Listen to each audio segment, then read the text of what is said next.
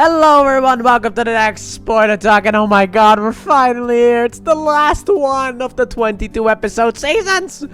So close. Just another like 2 hours and maybe 3 hours left until we are done with the 22 episode seasons. But here we are with episode 1 of season 5. Season 5, baby. Yes, here we are. I'm so excited, dude, because this is the last season that keeps us in the MCU timeline. Now, I'll talk more about that later on, but like we kind of diverge timelines in order to make sense of everything. At least in my opinion. That's the way that I see it. But oh my god, I can't believe we're finally here because I'm so excited. This episode ends with such a hype moment too. So let's just get into it. So I'm gonna name this guy even though his name isn't really referenced at all, and maybe he gets named later on, but I know his name because I saw this season 10 years ago. So let's go into it, shall we? So we have a guy named Enoch who's just enjoying his day. He's swimming around, you know. He was, by the way, the guy in the last season that took our squad, but he's enjoying his time. I guess he takes off his skin in order to take a shower. That's weirdly enough not the weirdest thing I've ever said in the MCU, to be honest. After everything we've went through with the MCU, taking off your skin to take a shower doesn't really feel that weird anymore. But anyway, afterwards he grabs his boys, I guess, and then they're gonna pick up the squad, except for Fitz. They leave Fitz behind, apparently. Why is beyond me, but apparently they were not contracted to pick him up. And then they take them all to a specific location, and then they unfreeze them, and we see a monolith. This was a white one, and it takes them away. So Coulson appears, time is frozen, he looks around, he sees the fact he's about to be blown into space, so he grabs something. One guy gets blown into space, the 2 other guys are still here, and then we meet the main guy that we're gonna be having with us in this episode. Well, kind of, to explain some things. We meet Virgil, everyone. That is at least his name. We also meet another guy who quickly gets dispatched, so yeah, they're not really important. Anyway, Virgil seems to be a big fan of Coulson and also of S.H.I.E.L.D, so okay, we got a fanboy here. That's nice. And we're in space. Okay, we are in space. That is about all we know. But apparently these guys were waiting for our squad to arrive. But then also Mac arrives, and while Coulson is talking to this Virgil fellow, Mac promptly punches him out, just instantly knocks him out because he saw a guy with a weapon talking to Coulson, so he just punched him. That's first thing that he could do. Cool. Yo-Yo gets transported to another room in this ship, I guess, and she sees someone wearing a mask. It turns out to be Simmons, so that's nice. And we're in a room full of drained people, apparently. Apparently they were drained, so that's nice. And then someone enters the ship, a random person. So then May spawns in, and she is, what are the odds? But when she spawns in, she instantly has a pipe through her leg, because I guess her leg got spawned in where the pipe is. So now she has to deal with that, get herself out. Apparently we learn also that we are apparently from Virgil that we are here to save humanity, so that's not confusing at all. However, after he says that, he gets promptly taken out by a baddie called a roach, apparently some alien creature. So then this random person decides to start searching bodies in the room with May, and then May has a battle with him. However, he takes her out because of like a belt thing. He magnetizes her to the wall, and then May gives him a fine kick, so he then later on ties her up, and then he cuts into her arm in order to give her something called a metric, apparently. So then the gang is about to be attacked by one of those roaches, and then it gets destroyed by Daisy, who's also here. And Daisy tells the rest of the gang that Fitz isn't here because she was the last one to go, and there was no Fitz. So then they continue walking. Everyone is hiding behind Daisy, and then Cole's like, this is the coolest we've ever looked. I'm like, you are hiding behind Daisy. No. If this was school, you would all be in like a pose. No, everyone's cowering kind of behind Daisy, so no, that's not cool at all. But they eventually find the room where the mystery man had May. However, they're gone, and then these Kree show up, and they take the squad. And Mac and Yo-Yo are separated from the squad, and they are interrogated. Also, no one has a metric, which apparently the Kree is like, yeah, they took them off or something like that. Apparently you can do that, even though it looks very painful to apply them, as we saw earlier. But then, as Daisy wants to blow her way out, the mystery man shows up with May, and is like, hey guys, where have you been? I mean, I was looking for you guys. Where's Virgil? Oh, he's dead. R.I.P. the boy. Anyway, Virgil was the bad guy who tried to scam them out of their metrics. Shame, isn't it? And then he is able to convince the guard to let them go with him, and as we continue to walk, we eventually magnetize him to the wall, and Coulson's gonna stay behind in order to get information. Simmons and May are gonna go and find a ship in order to get out, because we need to get a message to Earth, and Daisy's gonna gonna go and rescue Mac and also Yo-Yo. So May and Simmons find the ship. They don't really know how to start it, but then Simmons remembers that she picked up a key, so she used the key in order to start it, and we're off. Time to get out of the way in order to be able to potentially send a message back to Earth, at least a Fitz, in order to rescue us. Also, the bad guys want to use Mac in like an arena or something like that. At least that's what it sounds like, maybe like some kind of fight club.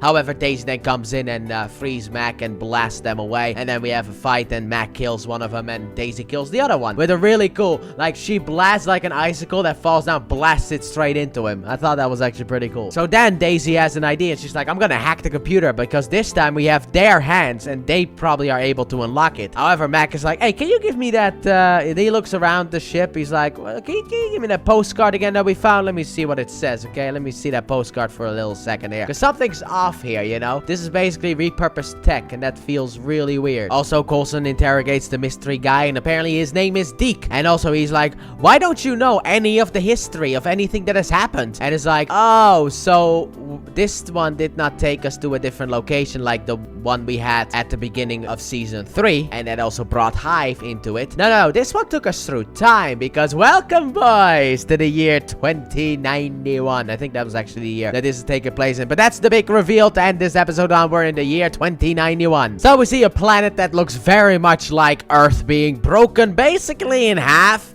I mean, half of it still remains, but the other half is like torn apart. And I'll tell you guys right now, that beauty right there is Earth indeed. Yes, it is gone, baby. However, May and Simmons also get hit by rocks in space, so they need to kind of, you know, get back to the ship, at which point there's a woman called Tess who becomes very annoyed, and also the squad needs to learn how to blend in and work. So Deke doesn't want to help until Tess offers him to pay double what Virgil offered him. And he's like, you don't even know what you're asking for. Also, we're in a place called the Lighthouse. This, I think, will actually become more important later on. So then the squad gets taken to the main room, and we see the fact of the way that humans live, and they do not live happily at all. They are living horribly. And why do they not fight back? Because if they fight back, they lose basically their only survival, because they depend on the Creed to survive in that sense. So then Deke finds Daisy, Mac, and also Yo-Yo, and also the 2 dead Creed. So now we need to hide those, and Mac has the idea to feed them to the roaches in that sense, because that's the best place to hide them. And so we do that. Coulson also asks if he can explore Virgil's room, because of the fact, hey, he was the only believer in us, so why not? And also every other believer was killed. So inside of Virgil's rooms, we have some trinkets from the past, I guess you could say. We got like toys, a little globe, and everything. So then a woman appears with 2 balls, probably mine, and her name is Sinara. At least that's her name on the wiki. I don't know if it's actually said in this episode, but that's her name. And there's also, I don't know, a sage here. Let's call him a sage. I don't know what they're called, but they're supposed to represent the boss of this place. Anyway, he's like, it's time for food. So out of a pipe, a bunch of like balls come falling down, and apparently that's food. And then 2 guys start fighting, and one guy tries to kill the other guy, and he stabs one of the important people. And then Sinara just kills that guy instantly. Gemma rushes over, and with May's help, she closes up the wound. However, that causes her to be taken to the boss man himself. Cassius or Cassius? I don't know how you pronounce that word, but Cassius. Let's call him Cassius. So she gets taken to Cassius. Also, Daisy decides to follow Deke, and she follows him into a very special secret room. And apparently, there is a bit of the framework in there. Apparently, Deke rebuilt the framework, at least pieces of it. And yeah, basically, inside of the framework, they're back on Earth. However, it's not really Earth, because it's basically what he thinks Earth is, because Deke basically runs this place. Meanwhile, the rest of the squad has a plan. We're gonna steal a tablet in order to get some information. So Coulson breaks a pipe in order to distract the guards so that Yo-Yo can steal the thing. However, right as they have it, it turns out there's a check on metrics. However, the 3 of them do not have any metrics. So then Coulson goes to a guy named Grill, and he's like, hey, one thing for like 3 metrics. And he's like, well, if you were able to steal that, you can work for me. I'll give you the 3 metrics, but you can work for me from that point forward. Coulson's like, deal, because the only way to survive at this point. So he gives them the metrics, and then we have basically kill or be killed, because basically right now the metrics will show a color. If you're blue, you are not safe. If you're red, you are going to kill someone. Could be either blue or red, doesn't matter. Or you're gonna die. And only then is it the whole life earned, life lost, or whatever the thing was, the speech that he gave. Anyway, so now a lot of red people start killing everyone. To be honest, kind of sounds like Twitter in a bit. The red are killing the blue. However, Grill then magnetizes Coulson, Yo-Yo, and Mac to the wall because of the fact that he's not gonna be taken. And then a guy comes in and is ready to shoot Grill, but Grill's and he's like, I got some guys for you. It's like, all right, then I have to kill one of you. However, then May comes in, fights him off, and then eventually Tess is the one that kills him. So the game is over, basically. Everyone who had to kill either was killed or did kill. So then Cassius is very interested in Simmons. So the guy who Simmons saved walks in, and Sonara just kills him under the orders, obviously, of Cassius. And Simmons is gonna become the new servant, I guess. And she gets a thing, which according to the MCU wiki is called a silencing implant. Sure, why not? And that basically blocks all sound except for his sound if he looks at you. Because after, you know, the dude is killed, she's like, what is wrong with you? And he's like, silence! And then puts a thing in her ear. But now she is his servant. And then in the framework, let's call it that, we also have the ultimate reveal. And apparently the thing that destroyed Earth was not a thing. It was a certain someone. A weak, quaking someone. Yes, indeed, boys. We have the reveal. I actually thought this reveal would happen later on. That Daisy Johnson, aka Quake, split the Earth apart. Which is not true, but that's at least what he thinks happened because her powers were used to break the Earth. I'll just say right now that she wasn't the one in control of the powers. So apparently we are going to be getting a special guest, and Cassius has a problem. I still don't really know how to... Look, I need to hear his name a couple more times for me to lock that bad boy down. But I was wrong about the pronunciation both times, and I think that one was also wrong. Anyway, he has a problem, and Gemma kind of needs to fix that problem for him. Meanwhile, Coulson tries reading Virgil's notes, but it doesn't really work because he's supposed to be working. So, you know, kind of do that in your downtime if you even have downtime. And also, Dick explains the multiverse to Daisy. And it's like, ah, yes, that is going to be very important in order to be able to slot this bad boy in. Maybe also a tease to the next saga, who's to say. But anyway, I need that in order to slot this into the MCU because people have some issues with the MCU. Even though I don't really get how you have issues with the MCU, but whatever. Season 6 is where we have the problems with the MCU, just saying. But Coulson needs a way to be able to read the notes, so he sees Tess and asks her to invite him to join her on her expedition. However, Grill has like apparently a trader who stole from him. So when Tess proposes it, he's like, okay, fine, take those two. I don't need them anyway. And if they're lost, who cares? So the two are Coulson and Mac. They got asked to join Tess and May. However, Zeph will join as well. Also, apparently the location that Coulson wants to go to is location 616, baby. And if you know anything about the Marvel Comics, that is the official universe of the main universe in the Marvel Comics. It is Universe 616 is the main continuity for the Marvel comic books. And also, apparently, it's also the main continuity for the MCU as well. But that one is a bit weird, comic book-wise, but these two are not really connected, okay? Anyway, Gemma has to help an inhuman girl who can apparently either become really hard or go straight through you. And she needs to be able to learn her powers. Her name is Abby. Also, I was like, you look really familiar. What do I know you from? The actress, by the way. And it's not this season. No. So I looked it up, and she was in Big Time Rush, dude. I watched that back in the day. God, I hate saying back in the day. It makes me feel so old. But by the time you're watching this, I'm already 30. I'm already 30.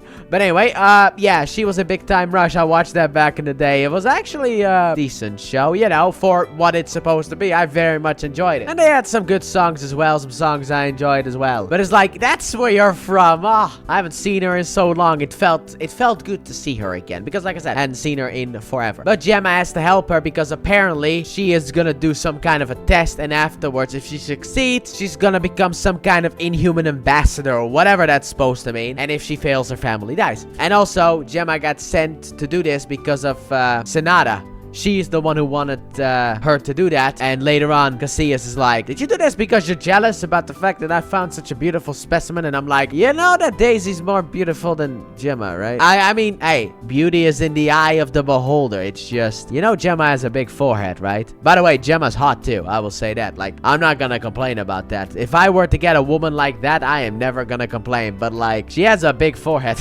Especially with that gold stuff on her forehead. It makes her forehead look huge. Nothing against the actress, obviously. Love her, absolutely. She's fantastic. It's just something that popped into my head. But anyway, Zeph will join, as I said before. Also, while everyone is away, Yo-Yo uses her powers in order to be able to have her metric look like it's defecting. So it gets removed, and then she runs over, grabs the tablet for Daisy so that Daisy can rescue Simmons. Which actually works, you know, the tablet gets in Daisy's hand, which I actually really loved that sequence. Man, this show is so good.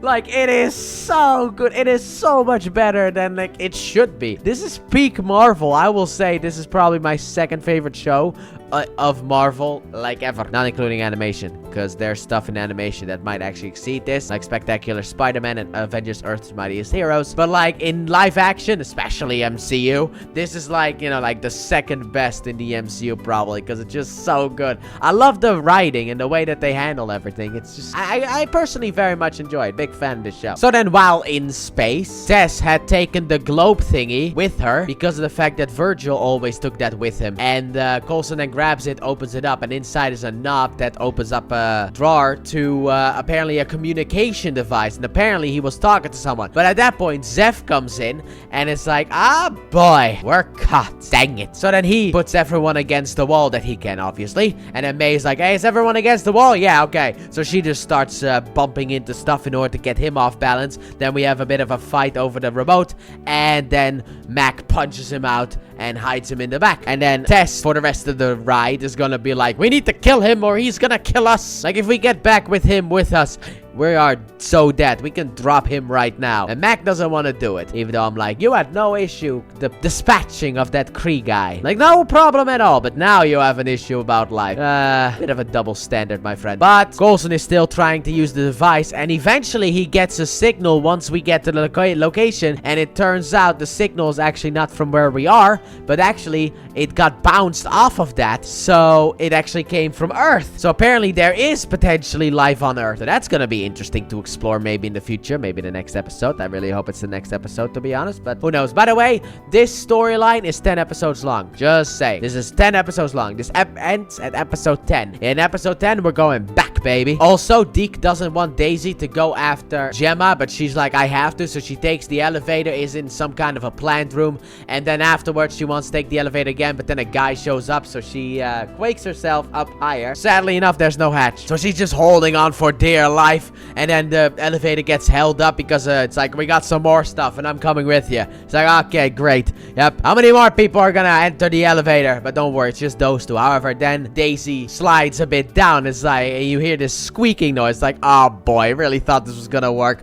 So she fights them off, but now she can't really go anywhere. But then she quakes her way through walls and gets captured because of the fact that Deke sold her out, basically. But Cassius now has Quake, sadly enough. So then back at the ship, obviously, Grill isn't really happy about this. However, thanks to Yo-Yo, Zeph is actually framed for the stealing because apparently he has a gun that he's not supposed to have because Yo-Yo, you know, went back and forth with a gun and put it in his pocket. So then he gets banished instead. Mac doesn't really seem happy about it. It's like, dude, you were gonna die or Tess was gonna die. Like, there is, at this point, it is all about survival. Are you an idiot? Like, I respect your whole preservation of a human life. Krees don't matter, but human life. Preservation of that one. But like, you were gonna die, dude. That's just stupid. But anyway, Zeph then gets banished and sent to Earth, apparently. So we get to see a little bit of Earth after all. And to end the episode, apparently, the message that was sent out was actually for Virgil to ask if the team, basically our squad, had arrived already. So maybe, just maybe, those people can help us. So, Cassius knows that S.H.I.E.L.D is here. Oh boy. And also that Gemma is part of S.H.I.E.L.D as well. However, Daisy adamantly denies the fact that there are any more S.H.I.E.L.D members. However, he wants to sell Quake in order to have enough money in order to leave this stinking rock. Also, in this episode, everyone has new outfits. Where did those outfits come from? I don't know. Like, Daisy has a new outfit, but everyone has a new outfit. I'm like, why? Where did that come from? Like, where did you get those outfits? What happened to your previous outfit? And apparently, also, the squad have no luck finding Daisy. Don't don't worry, all will be revealed in time. So Grill calls on Mac because of the fact that someone named Gunner needs to be roughed up. And then Coulson comes up with the idea, like, we're gonna split into teams of 2. And Mac is like, yes! Because being alone is never good. I've seen movies. So basically, Mac and Yo-Yo are gonna rough up Gunner. And then Coulson and May are gonna search for this special level 35 that was also talked about by Grill. Meanwhile, Daisy meets a guy named Ben who has telepathy powers, boys. He can hear others' thoughts. Also, Daisy has to fight or else Gemma's gonna get hurt. And the woman from earlier episode, Basha is apparently her name, she wants Daisy, but Kasai's like, well, you know what? Deals are made over dinner and, well, you dine on your ship, which means that is not gonna be a possibility. And she leaves angrily.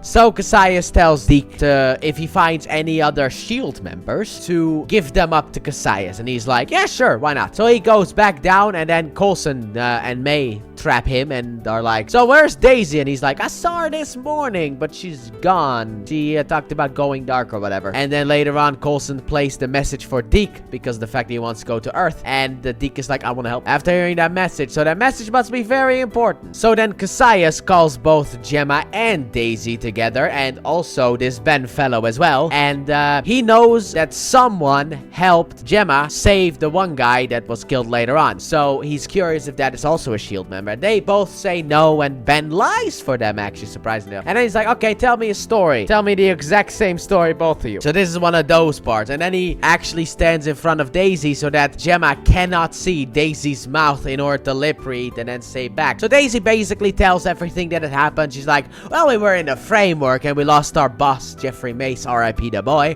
And Fitz killed him and he had a hard time with that. So I took Gemma, who actually is in love with Fitz, to a bar alone to talk. And there, we were transported over here. So then he turns to Gemma, and Gemma says the exact same story, and Daisy was like, how in the actual? But once again, Ben tells Cassius that they are speaking the truth. So then later on, Daisy goes over to Ben and is like, what just happened? And he's like, I have telepathy powers, but I can also let other people read my mind if I wanted them to. So I let Gemma read my mind as you were talking, and I heard it in my mind. So basically, he was kind of like a telephone in that sense between one and the other. So Coulson, Deke, and also May get to level 35 thanks to Deke. And over there, they find out what Gunner is after, because apparently Gunner had a package here, and it was a baby. So Yo-Yo and Mac go to Gunner, and they want the money, and then Mac starts threatening the package and throw it into the shredder or whatever, and it's like, that's a baby, and it's like, oh boy. But then Gunner tells Mac, it's like, I hope you never get a kid, okay, because you don't deserve one. And that causes Mac to just unleash himself upon Gunner until Yo-Yo stops him after a couple of punches. However, May went behind the PC in order to see what she could find out about this place, and she found something very interesting, and that is the fact that apparently since yesterday, Cassius has had Quake. Meaning that when, you know, Deke said, I saw her this morning. Yeah, that was a lie. He's a liar. That's what he is. So then May starts punching him as well, understandably so. However, then some Kree appear and Coulson grabs a chair and basically folds it in half on the back of the Kree because it does nothing to him. And then they have a little bit of a fight. They take the two Kree out. However, then more are coming. So May is like, you go with Deke because he got damaged in the fight. He got stabbed. I'll hold him off. However, who comes out is actually the special woman, Sinara. So then we have May versus Sinara, and I did not know that Sinara was basically just a Kree version of May, because she dispatches May kind of easy. Also, Ben tells Daisy, I kind of forgot about this, but I read it right here now in my notes, that he was finally able to read Cassius's mind, and that is the fact that when he's done here, he's gonna kill everyone. So that's why Ben helped Daisy, because of the fact that he was able to read Cassius's mind, which I actually like that. So May gets caught, which we learn later on, and now Coulson and Deke have a little bit of a conversation, and Deke basically explains why he betrayed Daisy, and that is because of the fact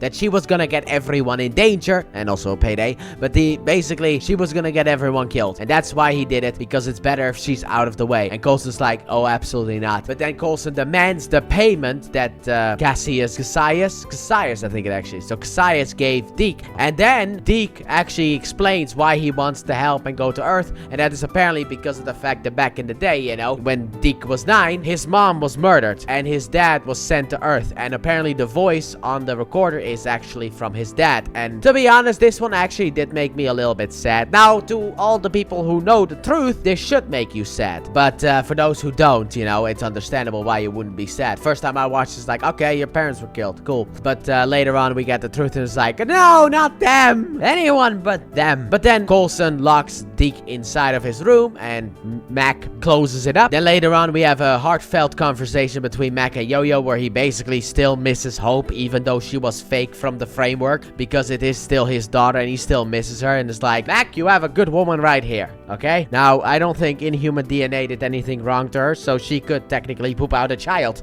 So, you know, maybe discuss that with her, you know? And then to end the episode, Sonara goes over to Cassius, and basically that means that May has been caught, and then Cassius is ready to sell off Daisy, and then someone with a big mouth, I don't even know who he is, but he's got a big mouth. He's just a prick, that's what he is. He comes out wearing a mask, he takes off the mask, and man, it's Fitz! It's Fitz, boys! He's here! It's Fitz! And he's not even older, he's same age, my boy, he's finally here. So let's see how we actually got here, because that's the episode that we'll watch next. Alright, it's all Fitz. So, after Fitz wasn't taken, he got arrested by, I guess, the military and taken to a special place, and then he was interrogated. Until later on, we got to meet the boss, who was a woman named Hale, and she is just evil. Just saying it right now, getting it out the way, she is evil, boys. She's probably what we are going to have to stop after we are back to this timeline. But after so much interrogating, they eventually figure out what Fitz already knew, and that is the fact that Fitz has no idea where anyone is. So instead, they want Fitz to help find the gang, because technically Fitz also wants to find the squad. So he makes up a bunch of stuff. He gets a bunch of books, a TV, and then he writes some fan mail to like a sports thing or something like that. And then 6 months later, finally, the call has been answered, boys, from the letters. Hunter is here! Yes! He pretends to be the attorney and helps Fitz escape from this horrendous place. But it's Hunter, boys. He's back. No Bobby, though, but we have Hunter back. So then the getaway pilot just kamikazes himself, so that wasn't really part of the plan. And we get into this camper van and we drive off, because who would escape in a thing like that? However, they have security footage, so they know that they escaped in a thing just like that, and are, instead of getting them, going to follow them. So then Fitz goes through the security footage, because the fact this van apparently has a bunch of like surveillance equipment, and he finds a van, but then he finds a different van and then another van. However, turns out they're the same van. So he follows the truck and he finds what he needs. So he goes over to Enoch, and Enoch tells him like, yeah, look, the gang's in 2091. You weren't taken because you weren't part of the prophecy, because the seer didn't see it. So then Fitz threatens Enoch in order to get the answers from him about who the seer is. And then Enoch takes them to the seer, and it's Robin, baby. You remember Polly and Robin from earlier in the show? Yes, they're back. Seems like the daughter also got, by the way,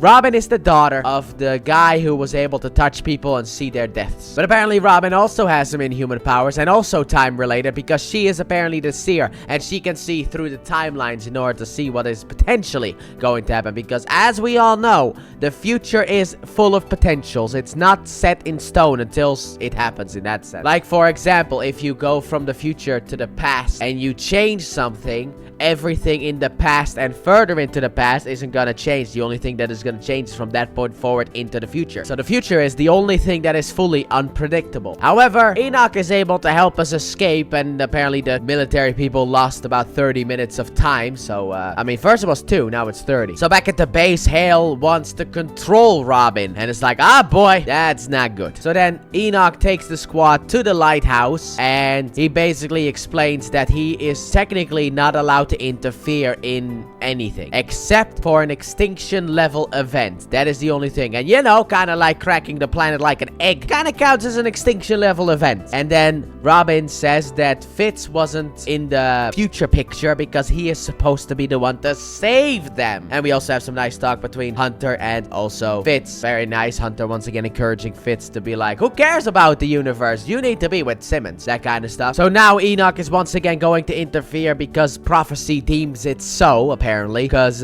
Fitz needs to go to the future. However, in order for him to be able to go to the future, he has to, sadly enough, go the long way around. He can't do it the fast way. He cannot use the monolith. Instead, what he has to do is he has to just basically go to sleep for 74 years or something like that. So how do we get Fitz to the future is by using the capsule from Enoch that he used in order to come to Earth. What are you, Superman? And apparently it is back where we started, boys. Yes, the military base where Fitz was held. So now we need to get in, and we have a plan in order to get in. We get in, then Fitz and Hunter unleash ferrets in order for the distraction to happen, and then they go inside, they find what they need, and now they need to get it back on the truck and figure out a way to escape. However, look over here, we have Zephyr 1, baby! So Fitz takes on the military for some reason, and Hunter's gonna fly the Zephyr 1. And I'm like, okay, technically those roles should be reversed, but whatever. But we escape. However, Hale is not happy about that, so she kills the 2 people that we've met over the course of this episode. So yeah, she is pure evil. So Fitz decides to stock up a couple of weapons that he's going to need in the future. Obviously, shotgun, axe, and then he is gonna go to sleep. Also,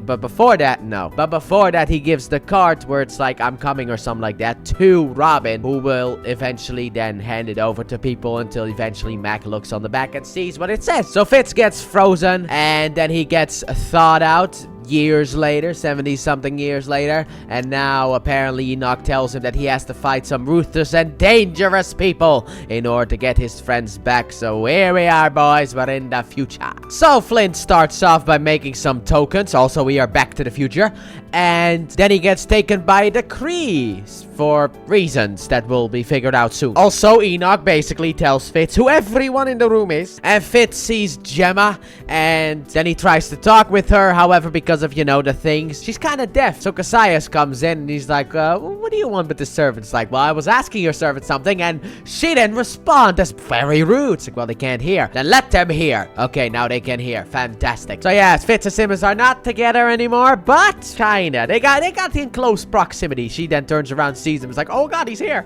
Fitz, what is he doing here? Also, Flint got taken because of the fact that, well, it's time for more Inhumans. The children get taken and they get turned. Well, one of them at least gets turned. Lucky one is Flint, obviously. However, right as he bursts out, Yo-Yo grabs him and takes him somewhere. So now we're hiding Flint. And then Yo-Yo tells Flint about her backstory of her first getting her powers, at which point then we also have Grill there as well, who then obviously magnetizes the squad to the wall. And then he's like, I'm gonna turn you all in, but first I'm gonna have my fun by beating you up for killing the other guy that, well, was not actually a traitor. However, then Flint creates a gigantic rock and crushes his head with it. So, yeah, the Grill's gone. Sad of that to happen. Also, before that, Tess is like, what happened to Flint? He feels like, I don't know. But then he turns around, sees Mac, but no Yo-Yo, and he's like, I have an idea. Which I like that. It had to be her. So then everyone is sitting at the dinner table eating some nice food, and Fitz becomes a favorite among the group because of the, well, at least in Cassius' eyes, because he is so confident about everything. I love this. He just takes control of any situation. He insults people left and right, except for Cassius, obviously. And also, he puts himself forward towards Cassius because apparently he has a lot of money. So either he really has a lot of money, or Enoch in these last 74 years, because yes, it has been 74 years, has been making a lot of tokens in order to be able to do this kind of stuff. So I don't know what's happened, but maybe, you know, maybe he's made some tokens. However, it is going to be time for the battles, boys. So let's get to the battles. Starting off, we have Ben, who we all thought was gonna fight Daisy, but no, actually, because of the fact that she's been caught, he's gonna fight Melinda May. And then they have a good battle. May is able to get in a few hits, you know, outside of the telepathy, which is nice. However,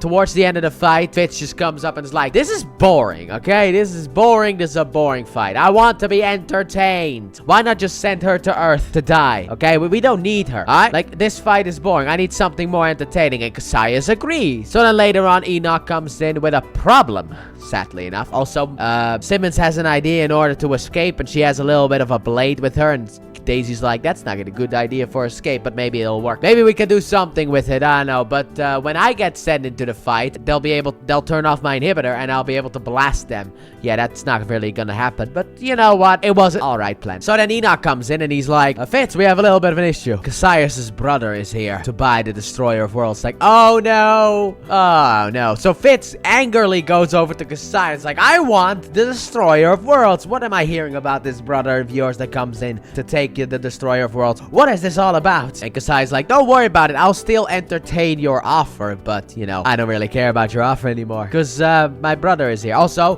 Cassius and Fitz, while May was fighting against Ben, actually bonded with Cassius with the fact that he talks about his dad. So yeah. Also, Cassius killed Ben because of the fact that he lied because May is also from the past as well. One of them time travelers. So that is R.I.P. Ben. You know, Spider-Man once again crying somewhere. An uncle got killed again. I don't know if he was an uncle. Maybe he was an uncle. We're gonna call him an uncle just for the reference to be fully realized. I mean, hey, I don't know how old his brother or sister is. You know, he could be an uncle technically. Actually, he can't be an uncle because of the fact that, you know, no one can have kids anymore. Everyone's been castrated. I don't care. So then Daisy comes in for the battle and Cassius like, I will have her fight one of my most prized Inhumans. And the brother's like, no, you're not. She needs to fight an actual Kree, okay? How about Sonara? Throw Sonara in there. So Sonara obviously becomes a bit angry about that. Understandable, but she still goes along with it. And we have Daisy versus Sonara. And there's a little problem that I have because of the way that Daisy's powers have been shown. Daisy, when I think she was under control of Hive, just started breaking bones with her powers. Why doesn't she do that here?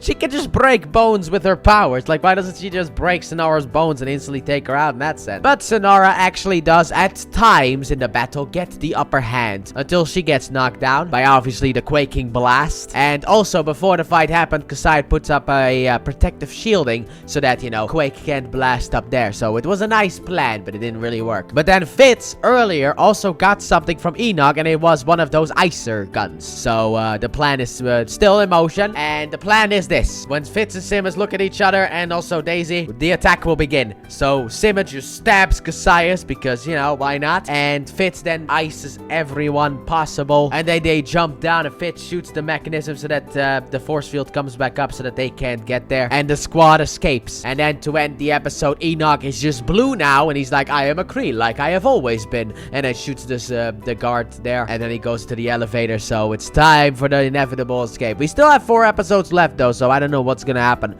but we are ramping up to something, that's for sure. So time to plan our escape, boys, because of the fact that they're gonna be on us in seconds. But first we gotta get that implant out of Simmons's head because she's having some headaches. And also let's get that one removed from Daisy as well. Seems like a fun thing to do, but we're not gonna do that one just yet, but maybe later. So we go over, we see the ship. The problem is ship goes boom, so we have no actual escape. So we need a new plan. However, we have no new plan. Also, the brother sends his best hunter called Maston after them. However, he only hunts with weapons from the victims in that sense. So basically, since he's hunting Earthlings, give him some Earth weapons. That kind of stuff. Seems like a stupid rule, but hey, everyone needs to get their jollies off somehow. Also, Cassius begs Sonara for forgiveness in a way, and she finds that absolutely pathetic, and it's like, oh, you're one of those people, gotcha. Okay, he's like, I'm sorry that I almost let you die, but you didn't.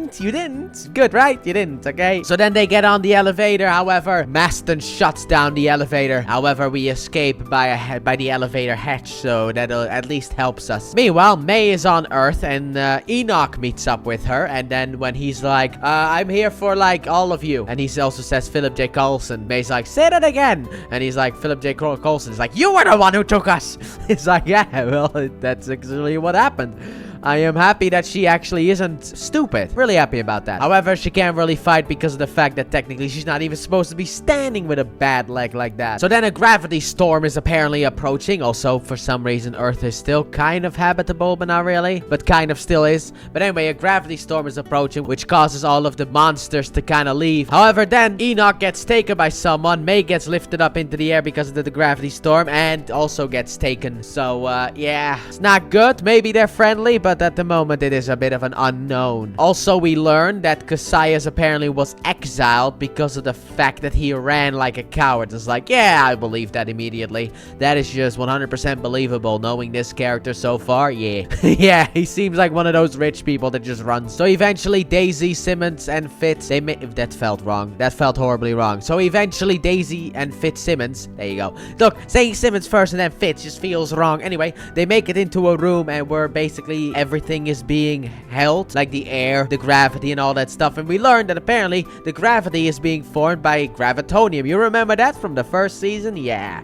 Yeah, it's finally back, boys. It's finally back. However, then the bad guy appears and they have to run away, and eventually Deke also returns, so that is nice. We got him back. Apparently, he was able to sneak out through the window and lost a bunch of his stuff, and that is how he was able to escape the room that Mac kind of bolted him inside of. And then he now has to figure out how to get Daisy to trust him, and it doesn't really work. So eventually it's like, you have to come with me now. It's like, how can I trust you? No, there's no way for you to officially trust me except for going with me and learning that I'm actually on your side now. I'm Team S.H.I.E.L.D. Yay. Also, apparently with the death of Tess, everyone is going to be a traitor in that sense. You know, it's kind of like a warning. So if anyone sees Flint, they're gonna be reporting back to the Kree so that they don't die. That kind of stuff. It seems like the whole place is on high alert. And Mac eventually talks with Flint about Tessa and stuff like that. And he's like, you gotta do some good with your power. However, we can't really have this for long because there's some banging on the door because Daisy's here, boys. Yes, the team's united once again. We have reunited. Everyone. Fitz is also here now. Everyone knows that Fitz is here. Fantastic. However, Flint has left. Apparently, he went to turn himself into the Kree, but he also took a couple of rocks with him, which he forms into like a pointy thing and kills one of the Kree. However, then he gets hit by Sonara, who wants to use him as bait. So now the squad needs to figure out how to save him. So Daisy's like, don't kill him. I'll surrender. And then Coulson starts shooting, and we have a little bit of a battle, but eventually we are able to once again get back to the grill room, as you could say, in order to hide out. And then we have Flint, who grabs a bunch of rocks and throws them in front of doors so that they can't be opened. That should buy us some time. However, this Maston guy has this big gun. He starts just making holes in the wall so that he can get through. So we don't have that much time. And then Deke has an idea. We're gonna go up and we're gonna use the belt in order to be able to go up. So that's fun. However, obviously, Deke's gonna go last because Deke is like, I'll go up first. No, you're not. You're going last. However, everyone is able to escape, and now we need to go to the next location, which actually was already discussed to be Earth, and everyone was kind of against it, but it's the only place where we can go. It seems like we keep being pointed to Earth. However, Flint isn't gonna go with them because he wants to fight back against the Kree, and Mac and Yo-Yo decide to stay behind as well. And then Fitz is like, hey Mac, I gave you guys, I have a present for you, okay? I hit something in the past that should help you guys. It's like, fantastic, where is it? It's at level 3. It's like, really? With all the scary monsters, like, how was I supposed to know? I was like 74 years in the past. It wasn't filled with monsters back in the day, now it is. But that was basically the weapons that he got for the squad, which is nice, you know? Mac's gonna get back his shotgun X. So they now have to figure out a way in order to go down there in order to get the Shoddy X and the other weapons as well. So then the gang boards the ship and they head for Earth. However, it's gonna be a bit rough because no one is really a pilot. However, Coulson did have a flying car, so maybe, just maybe, we'll survive this. But it is very unknown if we will actually survive this. So then Sonara returns to Cassius and brother, whose name I do not remember, but Cassius and brother. And she's like, yeah, they were left for Earth. They escaped. They went to Earth because apparently there are people alive on Earth. And the brother's like, okay, where is Maston? And she's just like, I killed him. And then I'm just like, why would you say that? Why would you say such a thing to him? But then he becomes very impressed with her and he's like, how about you join my team? However, that causes Cassius to kill his brother because she's mine kind of thing. Because apparently it seems like there is some love between these two, potentially. Because of course there is. And I thought the brother was actually gonna play a bigger role in the next couple episodes, but it seems like he's just dead right now, so that's a bit of a shame. And then May wakes up on Zephyr 1, and apparently one of the people here is Robin, an older version of Robin. She's here too. That's very nice to see. She still has the bird that the dad made for her. It's been 74 years. She still got that thing. I don't know how it survived the test of time. Must have been one strong bird. Alright, so this episode is a bit split in two. We have everything from the past, but also future. And then we have everything from the future, where we are now. And when I say past, but also future, I mean basically the end of the world. We get to see some of it, at least what happened to S.H.I.E.L.D. And that's basically some of S.H.I.E.L.D. were on their way over to the lighthouse. And Robin was on the Zephyr 1 as well. However, later on, May is like, you two, Fitzsimmons, should make a time machine. And obviously Fitz is like, no, we can't because time is fixed. And I'm like, Doctor Strange in Infinity War proves you entirely wrong, you idiot. Time is fixed of everything that has happened and everything that is happening, not everything that will happen technically, as was explained like in Infinity War and Endgame. So don't you start with me, mister. But they basically built a time machine in a way, the one that we'll see later on, don't worry about it. And also apparently Robin throughout the whole thing was also spouting a bunch of nonsense, and apparently Mac was dead and Yo-Yo did not want to join with the Kree. She wanted to fight. However, May was like, we have to join. So yeah, I wasn't expecting May to be on that side. And also, she became mother to Robin as well. How nice. Yes, she becomes Robin's adoptive mother. So that is more towards the end of the episode where it's like, oh, hey, that's pretty cool. So let's get to see what happens. So the gang reunites with Melinda May. Very nice. Deke also knows a guy named Voss who apparently knew his dad. And also, I just learned actually that I was wrong in my thought process because there's something here that to me never made sense. I'll talk more about that later, because eventually we're gonna have a reveal, and I don't know when it's gonna happen. I just know it is going to happen, and I definitely know it's this season. I just thought that it was going to happen while we were in the future, but I feel like we have 2 episodes left, so it's not gonna happen. Apparently also, Deke's dad is the one who made a time machine receiver in that sense. That is basically what was built, what Fitz's thing was. It was in a way a time machine receiver, which is kind of weird because of the fact that it did not really receive them here. Like, you would expect the receiver to put them at the receiver, right? But no, they were put in space somewhere.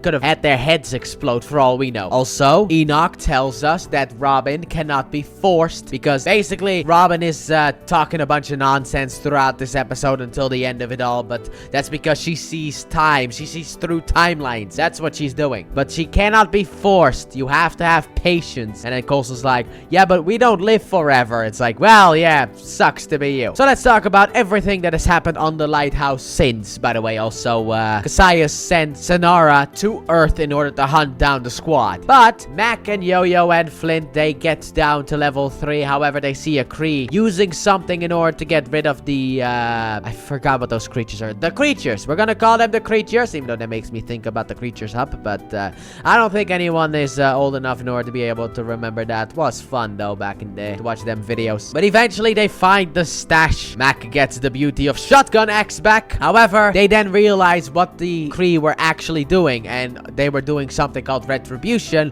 which sent the creatures into the area with the humans. So now we have to save them from the creatures. So we saved one person, and now we have to save the rest. But Mac has an idea. We're gonna go downstairs, and we're gonna get the vents activated. Then we're gonna throw smoke in there or gas in there in order to lure them all to one room, and then Yo-Yo is going, with her speed, is gonna bomb them all. And it's a simple plan, and it works. Afterwards, the metrics get removed, and it's like, now we have to fight back. That is the lighthouse stuff. So back to what is happening here. Coulson goes into a room and finds a piece of the monolith. So he's like, ooh, this was something that we could use. However, when Deke sees it, he becomes a little bit upset. So he walks off. Also, apparently, the machine was made in order to use the monolith in order for time travel to happen. So Deke gets over to Voss, confronts him about the piece of the monolith, and then we get the reveal that Voss actually killed Deke's dad. So then Fitzsimmons are locked in, and we're being betrayed, boys. Yes, indeed. We now have to fight the people who potentially rescued us.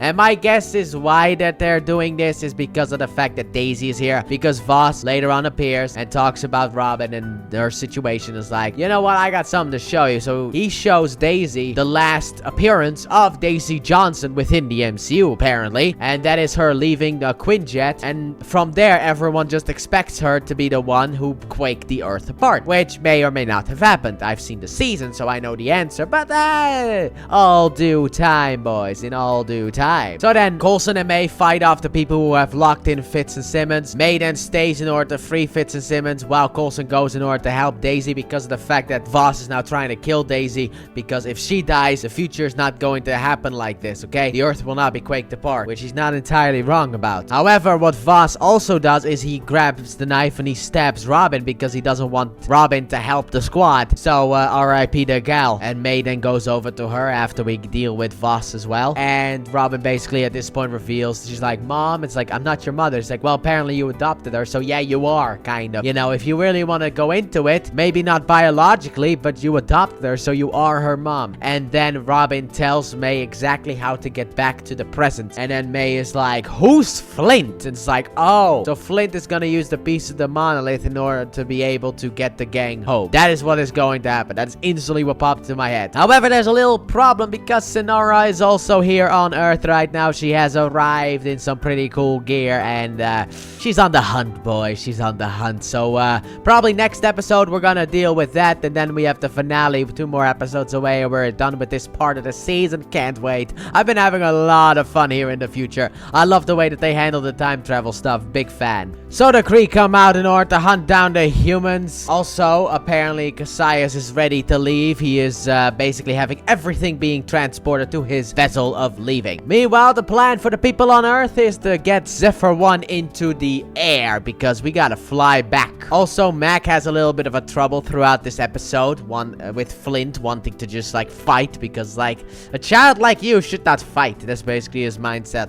Or maybe he doesn't want him to become corrupt. However, Cassius has sent a messenger, and that messenger turns out to be Tess. Yes, she's back alive, boys. Just like how Coulson and Daisy were brought back to life as well. Kind of, without the whole memory wiping thing. Just the blood. And basically the message is he wants Flint, all of the kids, and also he wants the people that know Sky, so the people that know Daisy, so that if Daisy comes back, you know, we have some hostages, boys. We got some hostages. However, obviously, Mac is like, that's not going to happen. However, apparently Cassius can end the humans with a push of a button. So they go and explore for a little bit because of the fact that you know, well, how is he gonna do it? And it turns out he's put some bombs in the air vents. Also, Daisy doesn't want her powers back because of the fact that if she can't quake, she cannot destroy the world. And also, apparently, this Zephyr is actually not the Zephyr that we know and love. This is the next gen version of the Zephyr, upgraded with our artificial gravity, thanks to gravitonium as well. It's everywhere, which is a big point that you need to keep in mind, by the way. The fact that gravitonium is everywhere. That is very big for this season. Also, Fitz hates everything about this because with the fact that they discovered this will give them the plans in order to make the Zephyr 1 in the past, meaning that we're stuck in a time loop. And I'm like, Fitz, you do not understand, okay? You cannot change the past. You can only change the future in that sense, okay? That is how time works in the MCU, at least, even though technically they kind of changed the past a little bit as well. I mean, the end game is a little bit weird when they went back into the past because they had some guidelines and then they go further back into the past because they missed something, and then Tony has an interaction. It's just weird, okay? The time, like, this show makes it clear we're going to the future because that is safe territory. In Endgame, they're like, we're going to the past, which is not safe territory, and the slightest thing can ruin the timeline. So basically, it's just shut it and accept what happens in Endgame. But I also want Fitz to shut it as well because the fact it's a bit rude that he keeps talking about the fact of time loop and how we're not gonna win, because we are gonna win, man. We got a season 6. And also, maybe we shouldn't have won because that also gave us the multiverse saga, which hasn't been that good. You know what? Hey, if the Earth does get split apart, at least we don't get the multiverse saga. At least we have something that, you know, helps us, but we're gonna win because the Earth hasn't been split. Also, apparently, Cassius has hundreds of bombs throughout the lighthouse, and Mac apparently spent over an hour just taking out one. Not actually deactivate, but just, like, remove it from where it was. So he's like, I'm gonna turn myself in, Yo-Yo, as well. We're gonna fight back, okay? You guys just stay here, okay? We cannot have a war against him because he'll kill us all. We need to play it smart. So he basically lies to them. Also, back on Earth, the gang finally realizes what they need, and that is when a gravity storm hits. And it's like, that is what we need. We need to loosen ourselves, ride the gravity wave up, boost ourselves through the atmosphere, and then glide basically over to the lighthouse with some thrusters that we have. Because all you need is a wee push in space. It's just, you're never gonna stop if you do that. But that's what we need to do. We just need that. So that is what they're going to do. They're gonna buckle in. The problem is the anchors that are keeping us down do not want to let go. Some of them anyway. So Daisy's like, I'll handle it. She heads over there there, and then, hey, Sonara, how are you doing? You entered the ship as well. Fantastic. So then Tess goes over to Cassius and is like, I told them what you wanted me to say. The problem is, they're now holding the research hostage, and that is the one thing that Cassius actually cares about. And apparently they are. They put some bombs in the research area, and then they put a big bomb in front of the door, and that's where they're going to meet. So then Cassius shows up and is like, I thought it'd be bigger.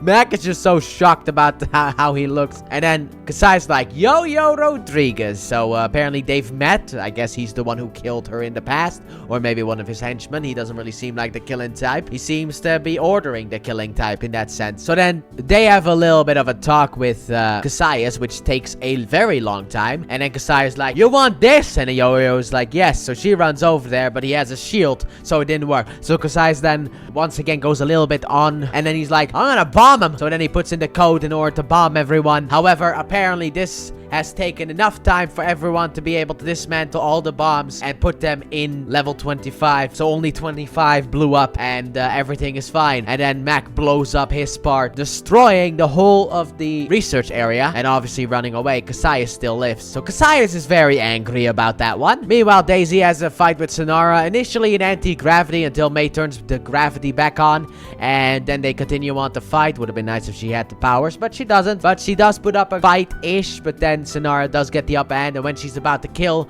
Daisy, Deke shows up, uses one of those grabbing things in order to pull Sonara away from Daisy. However, then, you know, Deke has to fight her, which kind of caused some trouble. However, right as the gravity is about to go away, and Sonara knows this, she's ready to jump over and kill Daisy. However, Daisy's been messing around with a pipe, so instead she just flies into the pipe and dies, and I thought that was funny. I'm sorry, dude, but I thought that was hilarious. So there you go. She's dead. Now we can take off into the lighthouse. We activate the thrusters in order to break through the atmosphere, and now we're in space, baby, and we basically fly off. And then to end the episode, Deke is going to break the monolith in half, because apparently we need 2 pieces. Kind of sounding like Megatron here. And apparently Cassius has a seer of his own, which, okay, who's that? And what do you mean by that? Here we are, boys, the last episode of the future arc of this season. So the Zephyr 1 docks at the lighthouse. However, when Cassius and the guards get in there, it's empty. No one is there, because they escape through an escape pod thing.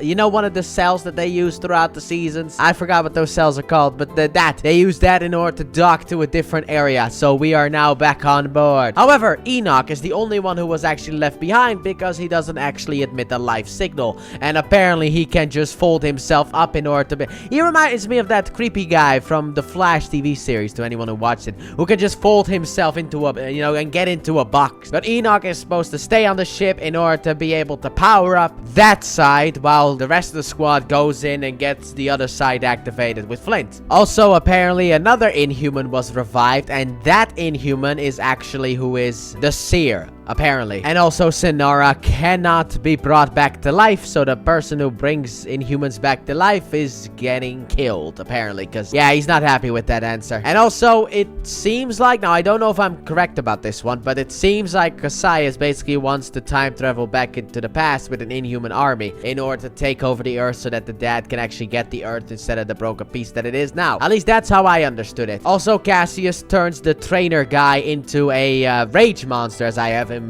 described right here in my notes, because I didn't know what else to call him. So the plan is get every human onto the ship, not the Zephyr 1, but the other ship. I forgot what the ship was called, but the ship. Let's call it the ship, okay? That is the plan. Everyone on the ship, and they leave. Meanwhile, the main squad will build another monolith and then go back home. However, we got some more people to save, because while the humans have been saved, the Inhumans, I'm afraid, are not. So we go to save the Inhumans. However, then the rage monster trainer guy is here, and we fight him. Also, we learn when Yo-Yo goes into the Seer's office, as you could say. Not necessarily an office, but still. It turns out Yo-Yo is the Seer. Future Yo-Yo. She's here, and she has no arms, which is shocking as well. But also, apparently, this still confirms that we are stuck in a time loop. So no matter what we do, we will still end up there. Now, I'm recording this in 2025, uploading this in 2026. We know that that's not the case. But for the time being, let's pretend that it is. Also, we may have 12 minutes because Enoch has been found. So, yeah, we gotta gotta hurry this bad boy up. So Deke decides to go back to Enoch in order to be able to protect him so that we may have some more time in order to, you know, get everything assembled that we need to assemble. Also, Daisy doesn't want to go, so Coulson ices her because of the fact that you're coming. And later on, it's like, you know, she's not gonna forgive you. It's like, I have to hope.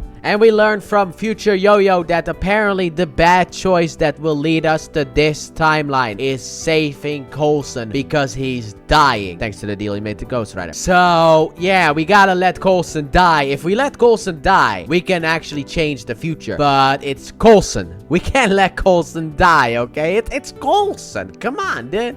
We can't let Coulson die. Who do you think you are? So Flint flies into space. Well, glides more into space because of the fact that he grabs a bunch of space rocks and just kills all the guards so that we can save the last human there and also get to the location where we need to go in order to be able to build a new monolith. So he starts constructing that because he had some help from Simmons earlier in order to control his powers. Also, Fitz killed a couple of guards with a piece of rope, which I actually thought was really cool. Big fan of the way he did that. Good job, Fitz. Which also makes Simmons go like, is this the Fitz that I know? Or like the framework does still seem to have messed with him. So Flint starts constructing the monolith in order for us to go back. Also, while Deke was trying to save Enoch, he broke the machine. So he tries to fix it, but there is no fixing it except for Enoch. He has a plan. I am going to suicide myself in order for the team to get back home because of the fact that, you know, he has the power cells needed in order to bring the team back. However, he doesn't have a lot of time left, so we need to hurry up. However, Mac went off in order to find Yo-Yo. He finds Yo-Yo. Turns out that it's actually future Yo-Yo. Cassius kills Yo-Yo in front of him and then later on becomes a rage monster, so Mac fights him until Simmons eventually puts like the silence thing inside of his ear that she took out of the girl, and that allows Mac to just rotate his blade around, just basically Megatron him from behind, except for pulling the trigger. That would have been cool as well, but no, he just basically rotates the blade around and goes in from the back in order to kill him. Cassius is dead, or Cassius is dead. I think it's actually Cassius, but I don't care. He's a bad guy, so I don't care what he's called. He is the bad guy. But Mac is still sad about Yo-Yo's death, but then Yo-Yo appears because of the fact that that was future Yo-Yo. Mac is a little bit confused, but we don't have time to be confused. He grabs his shotgun axe and he starts booking it with the rest of the squad because we need to go now. And then the monolith activates and we don't actually see Mac, Yo-Yo, and also Simmons make it back in time, but we can all assume that they did make it back in time. But the monolith activates. Potentially Deke is dead because an explosion happened where he was, and apparently to end the episode, Flint may be able to fix the earth. Sure, why not? Repopulating it is gonna be a little bit of an issue though, but apparently he might be able to actually fix the earth. So I guess we leave the future with a hopeful note, because let's be honest here, I don't think we're gonna be back here anytime soon or ever, you know. I mean, also, by the way, I just realized actually something, and that's the fact that I may actually be 96 years old but by the time that this takes place, because I was born in 1995, so you know, in 2095 I will be 100 years old. So I'm about 96 years old when this show takes place. Dang, dude, if I even survive to be that old, because who knows at this point, who knows. But anyway, Flint, I don't know how long it's gonna take you to construct a new planet, but good luck, buddy. Anyway, let's go back to the present. All right, boys, we're back in our normal timeline, the end of 2017, early 2018 in that sense. By the way, the next couple of episodes are all in the lead up towards May of 2018, just so you know. So we meet a new character, and it's actually Hale's daughter, named Ruby, and she is apparently a fan of Quake, and she's been skipping classes. So the whole team comes back, and we get a message from Rick Stoner from like the 1970s. We're in the lighthouse, and when May and Fitz explore the base with Rick Stoner's message, they find 3 monoliths, one of them being the time-traveling one. Sure, why not? Where do these things keep coming from? And also we meet another robot. I'm gonna call him Robot Chromosome or something like that. I don't know. But anyway, named Noah. He is named Noah, so yeah, we have another one of those robotic pals. Plastic pals, as you could say. Or in short, PP. However, we cannot really celebrate too long or get cheeseburgers because of the fact that there's a beacon going into the sky, boys. And that was already talked about earlier, and it's apparently coming from Missouri. And by the way, I'm saying it's going into the sky. They thought it was coming from the sky, but later on they think it's going into the sky. So So Into the Sky it is then. So yes, we're back apparently in 2012, where beams into the sky was a popular thing to do in movies because everyone did it. So we need to get to Missouri, but how are we going to escape? We're gonna go through the tunnels, boys. And then we're borrowing a van because of the fact that Mac hates stealing. But Daisy doesn't want to come along on the mission. Instead, she's on the computers looking stuff up, and apparently we're most wanted, so that is not really that good. And while the gang is off doing whatever the gang needs to do, Deke pops in because of course he does. He's here as well, boys. Back in the past, he hugs a tree and then gets drunk in a bar and also eats and gets arrested because he has no money, because money is how we pay for things back in the day. We don't use those weird arm things. So as the gang gets closer, they realize that the beam is actually one of those Kree beacons from like season 3 that Hive used in order to call the Kree down. So, oh boy.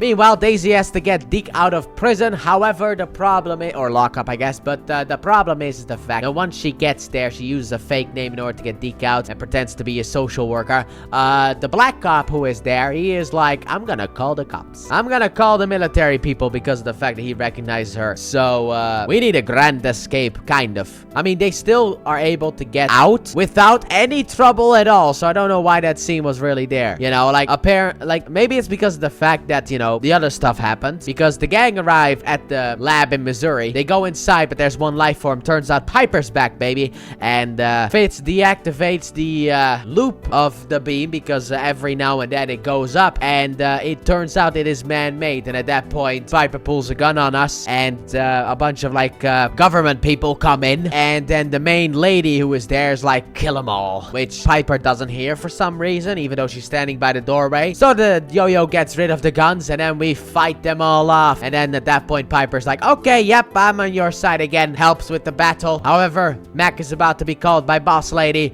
so Yo-Yo tries to save him. However, she gets disarmed twice, sadly enough. And now we need to get out of here because of the fact that Yo-Yo is losing a lot of blood. So we are able to escape by locking them in the room as well, which they later unlock to go home. Turns out the one who was actually behind the mask was actually Ruby. That is why she was important earlier on in the episode. So maybe she's not actually a fan of Quake. Maybe she just wants to kill Quake. So then we get home. Obviously, Yo-Yo gets put in the medical bay because of the disarming, and the beacon gets placed with the other sensitive stuff, I guess, and the monoliths as well. And then the beacon is heating up and it goes boom. Also, you know, everyone now knows that Deke is here as well in order to join the squad, baby. And then to end the episode, S.H.I.E.L.D is apparently assembling a team in order to go up against S.H.I.E.L.D.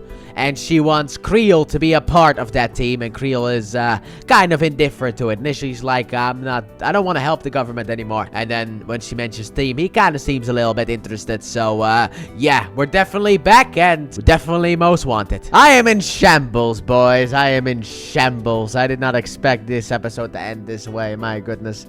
Like, I need to compose myself so I can actually talk about the episode and not just the ending, because what?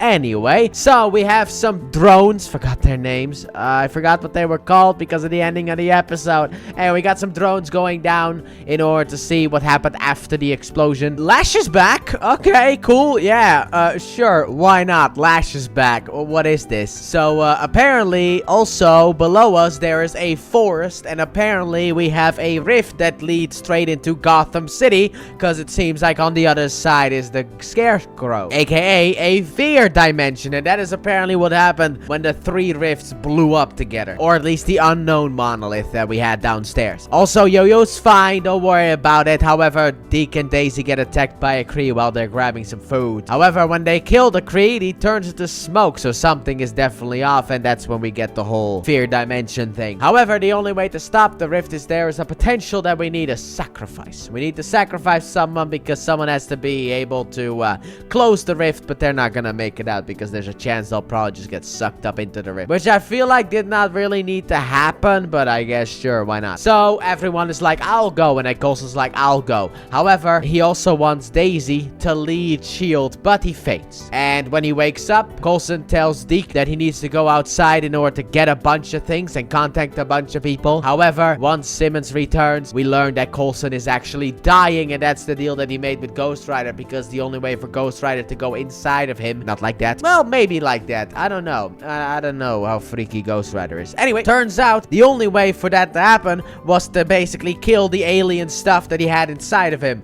burn it all away. Meaning, yeah, Coulson's dying. And since he has been dead for so long, he's basically a walking corpse without the Kree stuff. That walking corpse, that's gonna be a thing that he will eventually become without really the walking. So obviously Coulson is gonna go down there. Everyone is upset, obviously, as well, because of the fact that, you know, Coulson hid this from them and they want Coulson to survive. Meanwhile, Gemma is down with Yo-Yo and she tries to kill Yo-Yo until we learn that it is an LMD and we kill it because of the whole fear thing. Also, apparently the force downstairs is also because of fear, and that was apparently a fear from Deke for some reason, so that's fun. Anyway, Deke goes outside and the military is in town because of the fact of what happened in the last episode. So that's why that happened in the last episode, because I think in the last episode I did say, like, why was that scene there? It added nothing to the episode. Well, this is why. And Hale is very curious about Deke because of the fact that that is the unknown that she doesn't know anything about. Because why would Daisy want to help a guy named Deke? So then she wants to see his cell because maybe we'll get some information from there. So Coulson suits up. He goes down into the basement where the rift is at. However, once he takes a couple of steps, the comms just go out. So he's going in blind. Well, kind of blind. I mean, we can't see anything and we just have to hope that everything went perfectly fine. So then Coulson sees Mike Peterson. Yes, boys, he's back, but he is not back. But he is actually a prick. He's one of those pricks that likes to yell about the wrong stuff, that this is not canon. He's like, you know, the show's fake, right? The show's fake. Everything that has happened since you were stabbed by Loki, all that was fake. I mean, come on, man. You being brought back to life with Ghost Rider. Come on, dude. It's insane. That's absolutely insane. None of that happened. None of that is canon to the MCU. And I'm like, you shut it. This is canon to the MCU. Only an idiot thinks that it is not canon to the MCU. And I can explain it to you later, but we need to get further into this and maybe even into season 6. But I'll explain it at the end of season 5 for anyone who wants to know about how this works with the MCU, because it actually still works with the MCU. It is a very simple explanation. It's just people don't understand it. So then something is approaching the base and it turns out to be a Quinjet. So then Daisy and May are the welcoming party if it's friendly and the unwelcoming party if it is unfriendly. However, then it opens up and there's a bunch of S.H.I.E.L.D. agents with Deke and Deathlock. He's back. Oh, I've missed him so much. And also, to anyone wondering, this is sadly enough his last appearance, but he is here for the most important moment in S.H.I.E.L.D. history. Agents of S.H.I.E.L.D. history, that is. So Deathlock goes down to where Coulson is and he saves Coulson from the fear mic, as you could say, because Coulson rejected him and then he tries to pull Coulson into the rift. So thanks, Deathlock. And then Deathlock takes on Lash and also those creatures from the future as well. And Coulson activates the bomb and lets it go. And I'm like, you couldn't have thrown that thing. Like, you could have been further away. Come on, man. You could have thrown that thing. But thanks to Deathlock, Coulson is able to survive what happened. And then we have Coulson, Deke, and Fitz in an elevator, and it becomes a little bit awkward when Deke is like, oh, you don't have to thank me, that kind of stuff. And it's like, we were obviously talking about Deathlock, you know? However, the elevator has stopped a minute ago, and Fitz still keeps talking because he is nervous about something. I was like, why is he nervous? And I was like, wait a minute, no, it's not happening now, is it? Like, how did they plan this? Anyway, the doors open up, and yes, the forest is still here for the time being, and my goodness, it's the marriage of Fitzsimmons, boys. Yes, it is the marriage of Fitzsimmons. Oh, I did not expect this. I'm so happy. Like, look, I hate relationship stuff because, yes, I am super jealous. At the time of recording this, I do not have a relationship and I desperately want one. So I am jealous, but I will let my feelings slide for Fitzsimmons exclusively. Okay, that is the exclusive one. That is the deal that I made. I hate every single romance thing ever except for Fitzsimmons. So seeing them get married, it just makes me so happy. It's like we've come full circle. The problem is also in the back of my mind. I'm like, well, Fitz kind of is in space right now, isn't he? I mean, he's sleeping in space. You remember that? Because also, this Fitz, he waited 74 years to marry this woman. That's what you call dedication, my boys. That is what you call dedication. 74 years wait. But like, Fitz is still in space. That's like what the back of my mind is saying. It's like, yeah, but Fitz is also in space, so whatever. But they get married. However, then Deke says something that really should pique your interest, because he's like, you know, I found actually the rings, and the ring that Gemma's gonna wear is actually one that looks exactly like the ring that belonged to my mother, and it came from my grandma. And it's like, well, what do you know? Hale finds out that apparently Deke shares some DNA with some of our members, and yes, he is the grandson of both Fitz and Simmons, boys. That's the epic reveal that we have at the end of the episode. But man, I thought it was the next episode where we're gonna get that, so I don't care about like ending it today, going to bed, because of the fact that I got the marriage and I got the reveal. Dude, what the hell, man? I'm just so shocked that we get the marriage and the reveal. Like, this kind of started to feel a little bit like a filler episode, kind of, until the ending, obviously, which was not filler, but like before that we got filler episode. But man, this was such a good episode. All right, let's see what the rest of this season is gonna be like. I'm gonna be honest with you guys, I thought that Strucker kid was dead. I'm sorry, I thought he was dead. But he appears in this episode, he's in therapy, and then he knows a little too much about his therapist, and then he stabs his therapist in his head, and he gets taken away. But yeah, also, the Strucker now has super photographic memory, as you could say, because of what Lincoln did in the memory machine. You remember that one from way back when? However, Hale wants him for her new team that she is assembling, but he doesn't really want to join. Also, apparently he knew Ruby and Hale as well, so that's nice. However, apparently the flashback that he knows isn't very nice at all. Ruby doesn't remember it though, but since Strucker doesn't want to join, Hale wants Ruby to convince him to join in any way possible, and she just goes over to him and tells him the truth, and that allows him to stay. And I'm like, okay, I mean, sure, why not? It's better than, you know, using your body or something like that in order to get your way, but I didn't expect Strucker to fall for it, just saying. Anyway, let's get back to the main team, because that is basically it. That is it. That is the Strucker portion of the episode. So the main team needs more gravitonium in order to fully seal the crack from the last episode, and the only ones who had gravitonium were cybertech, so they go and search up a bunch of scientists, and apparently some of them are dead, and they were all declared dead by one person. So we need to find that one person. So we head over there, and he doesn't want to come with us until he sees Mac, and he's like, Mac Hammer, apparently. That's his nickname, Mac Hammer. Okay, can't touch this. Anyway, since he is friends, we now are friends with him as well, boys. That was easy. That was easy. And he takes us to the guy that we need in order to get the information. And apparently the gravitonium is underwater. It was on a ship, and the ship got struck by lightning, so in a sense it's underwater. Also, throughout this episode, I am a big fan of Deke, even though his voice sounds weird, but mine does as well. But that's because I just woke up. I woke up and like watched the episode. That's what happened, okay? I also walked the dog, but like I am not fully awake yet. So that's why whenever my voice sounds like this, I am not fully awake. I'll just say that. But I want to get this done, dude. But like Deke, throughout this episode, he's like, oh, water, oh, air, food. Like, I love his reactions to the earth stuff. I am a big fan of that because he never knew about that. But then Fitz becomes really angry with him when Deke just starts asking questions. And he also thinks that Deke is really dumb. And I just feel bad for Deke, okay? Especially because we now know the truth. That is your grandpa. You are being told to leave by your grandpa.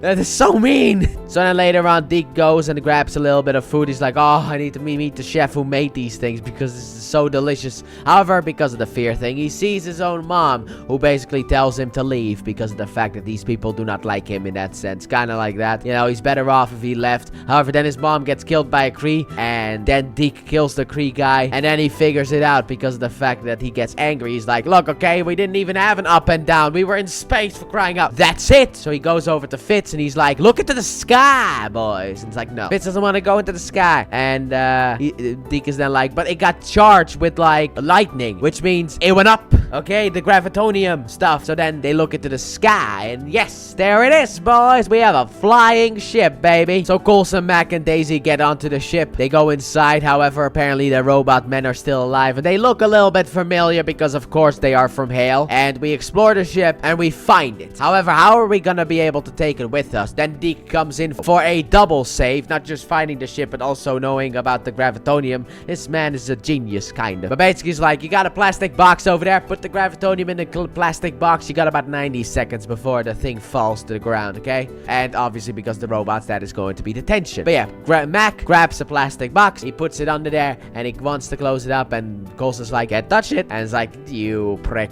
But he closes it up. 90 seconds go in, and they bolt it. But then the robot man arrives. So now we gotta deal with that. But then Mac is like, you guys leave. I'll stay behind. I'll hold them off. I have a plan, okay? Leave. So they leave, and Mac eventually makes it as well. They leave in the ship as the ship is falling, get back to Zephyr 1, and apparently what Mac actually wanted to get was a robot, because throughout this episode also, Yo-Yo's been kind of crying about her lack of arms. She even fell out of bed because she forgot she got this arm, and then Mac is just like, here you go, robot arms. It's like, okay, Mac, that's why you did it. What a guy, dude. That Yo-Yo is a lucky woman, I'll say that right now. And then at the end of the episode, Deke walks by the room where Yo-Yo and Simmons are, and he actually stands and listens, and Simmons then says something, and Deke is like, what? That's my grandma. Because that is apparent, I guess. My guess is that is something that his grandma said, so he's like, grandma and grandpa later on with Fitz. And he even walks with Fitz, and he's just like, yeah, grandpa.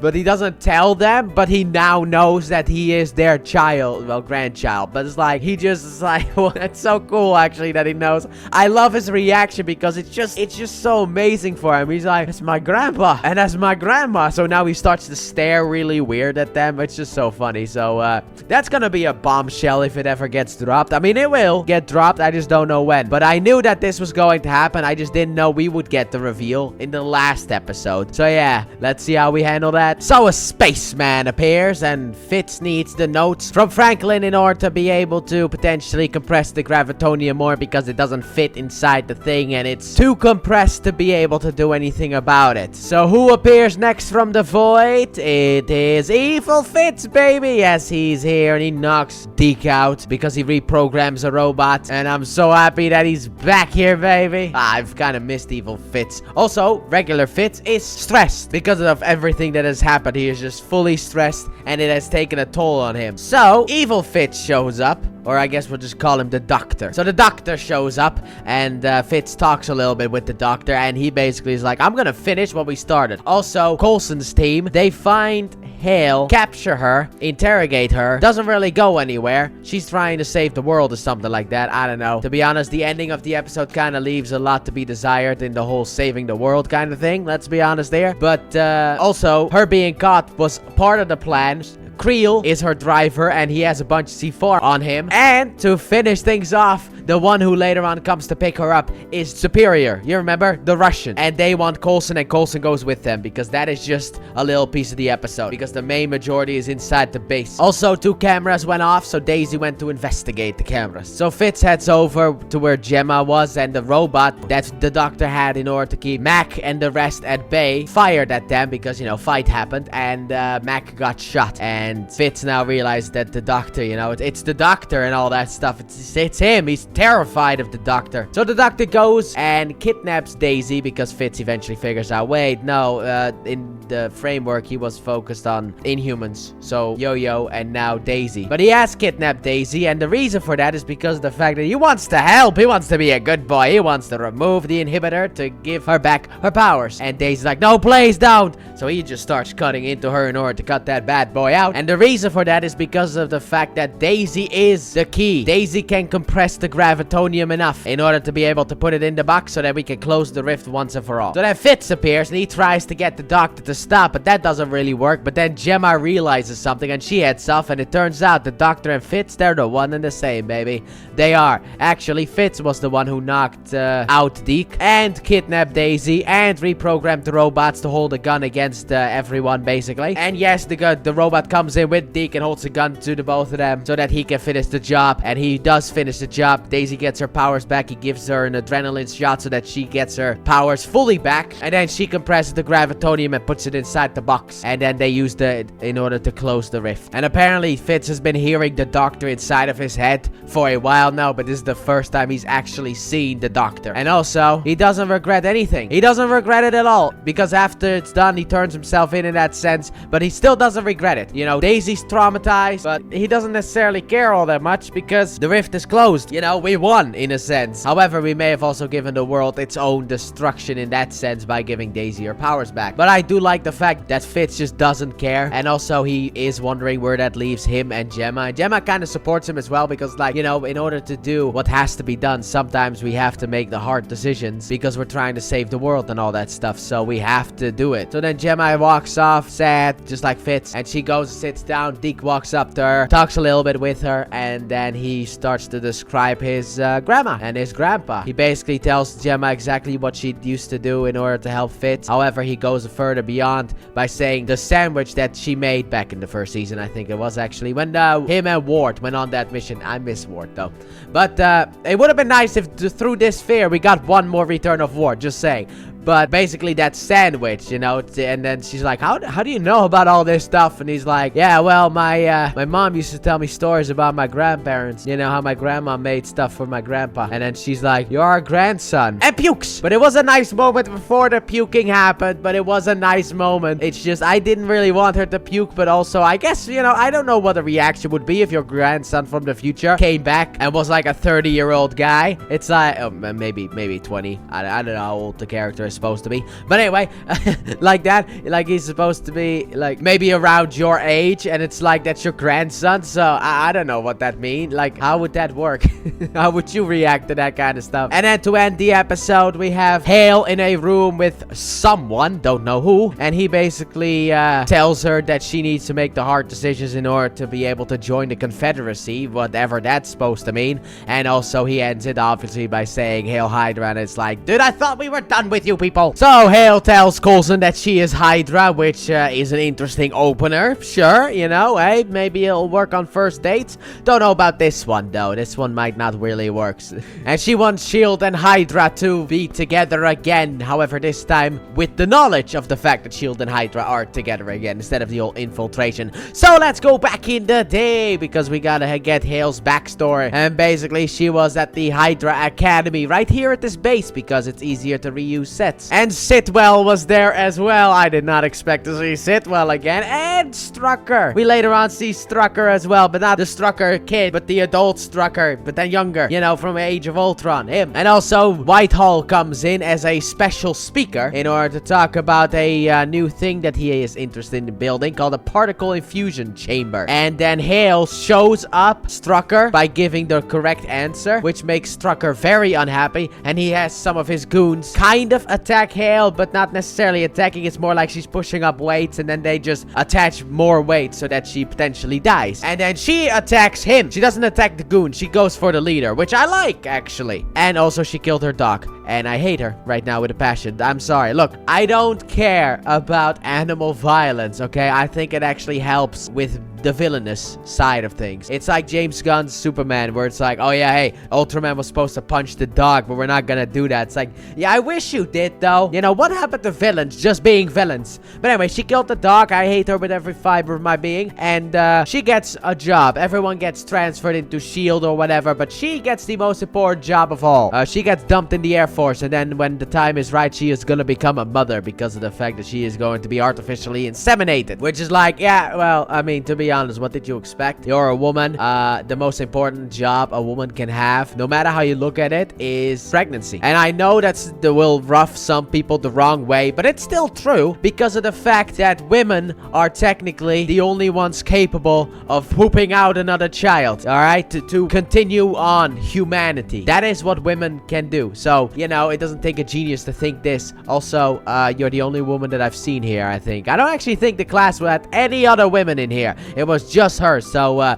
they don't really have a choice. They can't really put a kid in Strucker or Sitwell, that doesn't, pun intended, sit well. Okay, so I get it, but she's not really happy about that. But also, the way that they were talking, it seemed like Ruby was supposed to be like this perfect human, and I'm like, why does a pure perfect human need lip fillers? Because she reminds me of someone who, when I lived at my old place, who lived there, and she had these like big lip fillers, and I thought they were absolutely ugly. ugly. But still, that is what Ruby every time I see Ruby, I'm thinking of her. It's like, oh hey, it's her again. But also, Hydra apparently made contact with aliens. However, before anything more can be done with that, Talbot arrests the general of the Air Force who was also in Hydra. However, he does not arrest Hale because he doesn't know that she's Hydra. However, when she comes back into the Hydra base, as you could say, Ruby apparently got scolded by one of the teachers called Stegger because she doesn't want to kill the dog. And then Hale kills Stegger because of the fact that, well, you don't talk to my daughter like that. And then later, we jump to later on again, and Hale wants to transfer Talbot because she wants him to help her with the whole Hydra thing. And I love Talbot's response throughout the entire thing.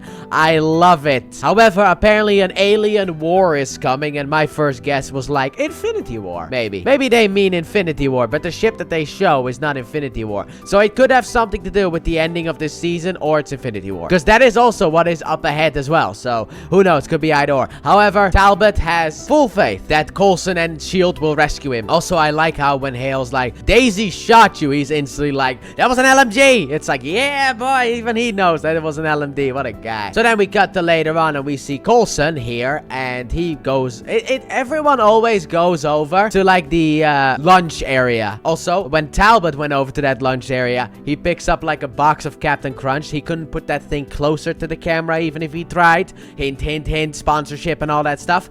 And then he's like, I still outrank you, which I just thought was funny. But then Coulson picks up like a oops, it's all berries thing or whatever. Look, I don't know about Captain Crunch, okay? We didn't really have that growing up. At least I didn't. Maybe the stores do, but I never really had a Captain Crunch. We had Kellogg's, and that was all we had. But like, I guess he just grabs a box of it's all berries, and then he just takes it to his room. But he does tell Ruby like, hey, if Hale wants to talk, she can meet me in my room. So then she talks more about the whole alien war and stuff like that, and she takes Coulson with her to meet the Confederacy. And I'm just like, look, outside of this designing a flag, there's no single thing that they've done right, okay? You don't understand what the Confederacy is, right? Isn't that the Confederates? Like, you know, bad people, absolutely horrendous people. Like I said, flag design. Like, I love the design of the flag. It's just everything that flag stands for is just absolutely horrendous. But anyway, Coulson meets the guy, and apparently Hale wants to kind of go against the Confederacy in order to defend the planet herself because she wants to use the particle infusion chamber. However, her daughter is not the right specimen to be used. Instead, what she wants to use is Daisy. And also, the one who goes through that will be known as Destroyer of Worlds.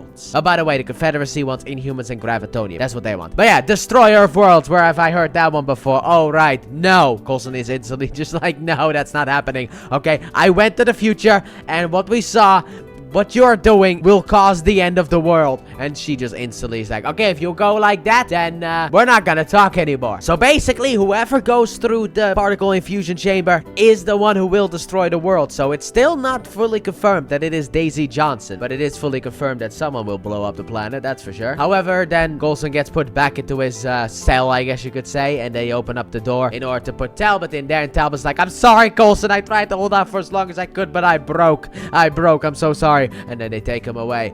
And then meanwhile, with the squad, Yo-Yo has new arms, and also they're trying to figure out what Hale actually wants, and they figure out that Hale is Hydra, which Daisy makes the obvious joke that I had in my head as well throughout watching this episode, where it's like, Hale Hydra, you know, it's too simple. But then May goes over to Fitz in order to ask him for help. However, Fitz is like, I need to go to the actual, you know, research area in order to do the stuff, and Daisy comes in and is like, no, and blasts him against the wall. And then he talks about, you know, like visions or something like that, and that causes her to be like, oh hey, we need Robin. So that's who she wants. And then in the post-credit scene, we have Gemma who goes over to Fitz and is like, yeah, hey, Deke is our grandson. And then Fitz is like, what? But he's the worst. And I love his reaction. Gemma puked, but I love Fitz's reaction. That means our daughter dates a dimwit to produce a Deke. It's just so funny. So Hale wants Creel to touch the Gravitonium for research purposes. However, he's like, let me out of here. The thing's alive. And now he's starting to have flashbacks to season 1, which is nice, you know, nice to see season 1 again. Simpler times. Man. That was it. Now we have like fireheads and everything else. It's future destroyers, man. How simple it used to be. Just S.H.I.E.L.D. versus Hydra. Also, the reason that Deke didn't know that they were were his grandparents was because of the fact that apparently after S.H.I.E.L.D, everyone changed their names. So basically it was just grandma and grandpa in that sense. And also, this is something that I actually forgot to talk about in the last 2 episodes, but Simmons, Fitz, and also Yo-Yo, they are the 3 people here who believe themselves invincible because they will live because of what happened. And it's like, that is the stupidest thing you could do because of the fact that no matter what, the future is uncertain, okay? Because the only way we know for a fact that you guys make it in that sense is if the earth blows apart, which is what we're trying to stop here. So it is kind of stupid that you're like believing the prophecy yet trying to stop it at the same time, because Fitz or Simmons or Yo-Yo could die if we actually stop the destruction of earth. It all hinges on that. And Gemma wants to break Fitz out because Mac is not gonna open up the cell unless, you know, maybe he is. Meanwhile, Daisy picks up Robin, and apparently she hasn't drawn since she has drawn the last picture, which was actually her death that we saw in episode 10. So yeah, that is a reason to stop drawing. I completely understand it. Also, she completely shuts down until she sees May, at which point she's like, Mommy! It's like, ah, boy. Not in this timeline, sweetie. Not in this timeline. You are not. That is not Mommy in this timeline, okay? Just no. So later on, Creel gets so angry that he heads over to Coulson because apparently the Gravitonium hates him so much and wants him dead. However, when he starts talking about Talbot, Creel actually decides to help him because he cares about Talbot. So Creel is not officially a bad guy. So now the 2 of them are gonna head over to Talbot. However, if Coulson is lying, he's gonna kill Coulson. So Yo-Yo tries to convince Mac in order to let Fitz out. He's like, that's not happening. So then Gemma comes up with a plan, and she's like, I have 4 cups of water here. However, one of them is actually acid. It's not water.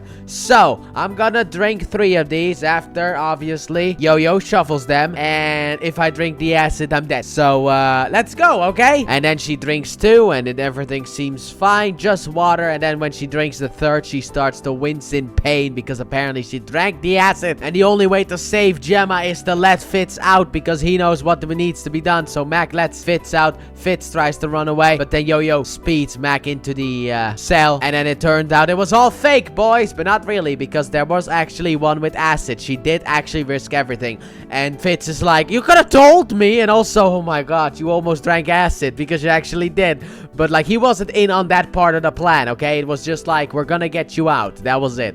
How was not part of him, okay? But now that Fitz is out, the 3 of them can search for what S.H.I.E.L.D wants. So Coulson and Creel reach Talbot. Creel sees what Talbot is like now, and then Coulson's like, we need to get out of here, and Creel will help. So time to leave. However, Talbot needs to use his inside voice because we are trying to sneak out of this place, and he's just like, so how's your day been, good sir? It's like, shut it! We're trying to escape, you idiot! However, sadly enough, S.H.I.E.L.D does find out that they have left and are trying to escape. So she sends Ruby to capture them alive, preferably. So Ruby finds them eventually, and she's like, kill him. Because it seems like she does hate Creel because apparently, maybe, possibly, S.H.I.E.L.D wants to use Creel as the world destroyer, which, you know, could be possible. You were so close, though. But that's why she hates it, because she wants to be the destroyer of worlds. Mainly this one that we're on right now, the big blue one. So, also, before that, one of the robots punched Coulson so hard that he actually died, but Creel was able to bring him back to life. Almost forgot that one, but I saw it in the notes.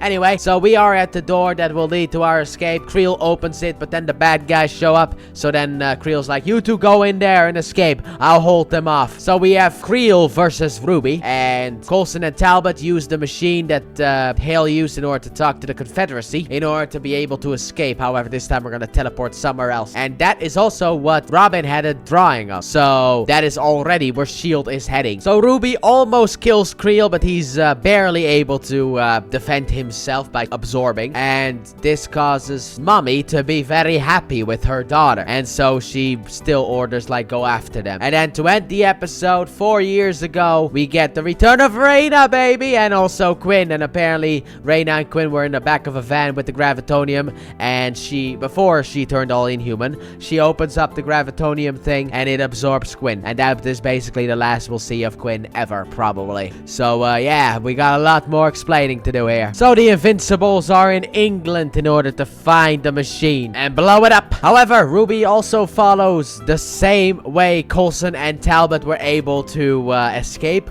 and she goes after them. However, Daisy, thankfully, rescues Coulson and Talbot, and then she has a battle with Ruby, and she wins, but Deke then gets shot, sadly enough, by the battalion behind them. So we need to get him back to the base as fast as possible, but there's no word from the base, sadly enough, because there's trouble there as well. Piper, bringing some food to Fitz, finds Mac instead, so lets him out. Also, the Russian is at the facility, so sadly enough, the Invincibles are not alone, and Mac becomes a doctor because, well, Simmons is gone, and she's the only one really that can fix up Deke, so Mac has to do it because he is a steady hand, and he's Mac. For crying out loud, you can let Mac do anything. Also, May isn't happy with Coulson because of the fact that he keeps making stupid decisions, and she is very upset about that, and also she loves him, which she just drops in there, and she's like, sure, why not? Seems like the perfect moment to drop that one, you know?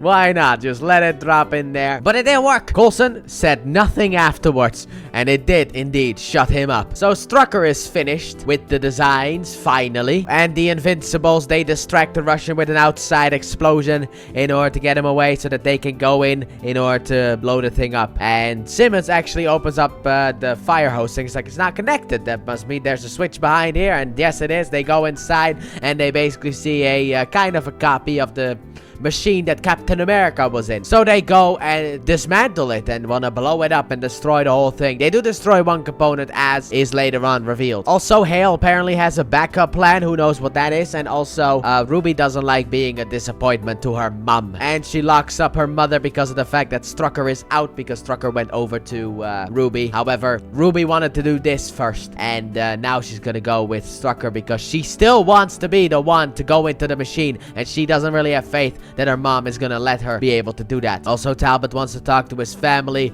and initially Daisy's like, no, but then afterwards she's like, well, you know what? Maybe I can set up an encrypted line so you can talk to the family, which, yeah, I've seen the ending. Don't do that. That's not a good idea. So then, while Team Invincible is in the room, Yo-Yo decides to tell Fitzsimmons that we need to let Coulson die. That is what we have to do. We have to let Coulson die. Apparently, that's what Future Her said to her. So, yeah, Fitzsimmons have the appropriate reaction, which is called absolutely not. But they gotta do it. They gotta let him die. However, the robots are finally here. So Yo-Yo is ready to use her speed in order to be able to take out the guards, at least take their weapons. However, when she goes outside and zips right back, her arms don't work anymore, but that's because the fact that these arms work on normal speed, not at super speed, okay? It's kind of like how comms don't really work well in the Flash, because they aren't supposed to work like that. You know how Flash, when he's running, he's able to talk back to the squad, and it's like, how are you able to do that, though? You are going super fast.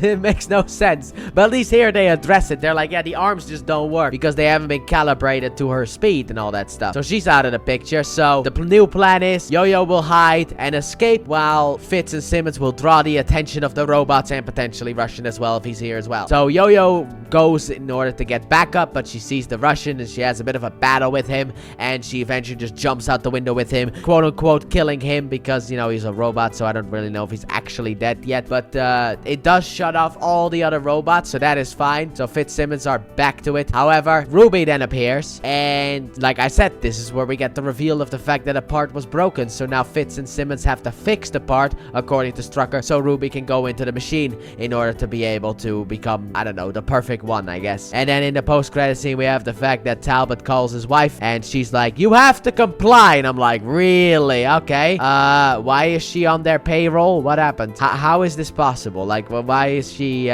doing all this stuff? Why is she against her husband now for no reason at all? Guess we'll find out next time. So Talbot grabs a gun, and the target that he has for himself is Robin. And also he pauses the camera, which is the stupidest thing that you can do. You wanted to be caught, let's be honest here. He paused the camera. It's like he didn't even try to make a loop or something like that. He just clicked pause and continued on his way. However, thanks to, I don't know why or how, but we found the base of the baddies. We found them, boys. And also, Yo-Yo has no signal, so she can't call back home. So then Creel tells Hale that Quinn and Franklin are both in the gravitonium, and that he wants to get them out of the head and also getting them out of the gravitonium. Also, Deke likes Daisy, and apparently in the future, if you liked someone, you put a lemon in their bunker. And I'm like, are you out of your mind? That is a stupid thing, because like a lemon means nothing, right? You use your token to buy a lemon. Okay, fine. Have fun with that one. Whose lemon is this, though? Like, do you put your name on it? Do you put a note with it? Well, what's wrong here? Like, we're missing something here.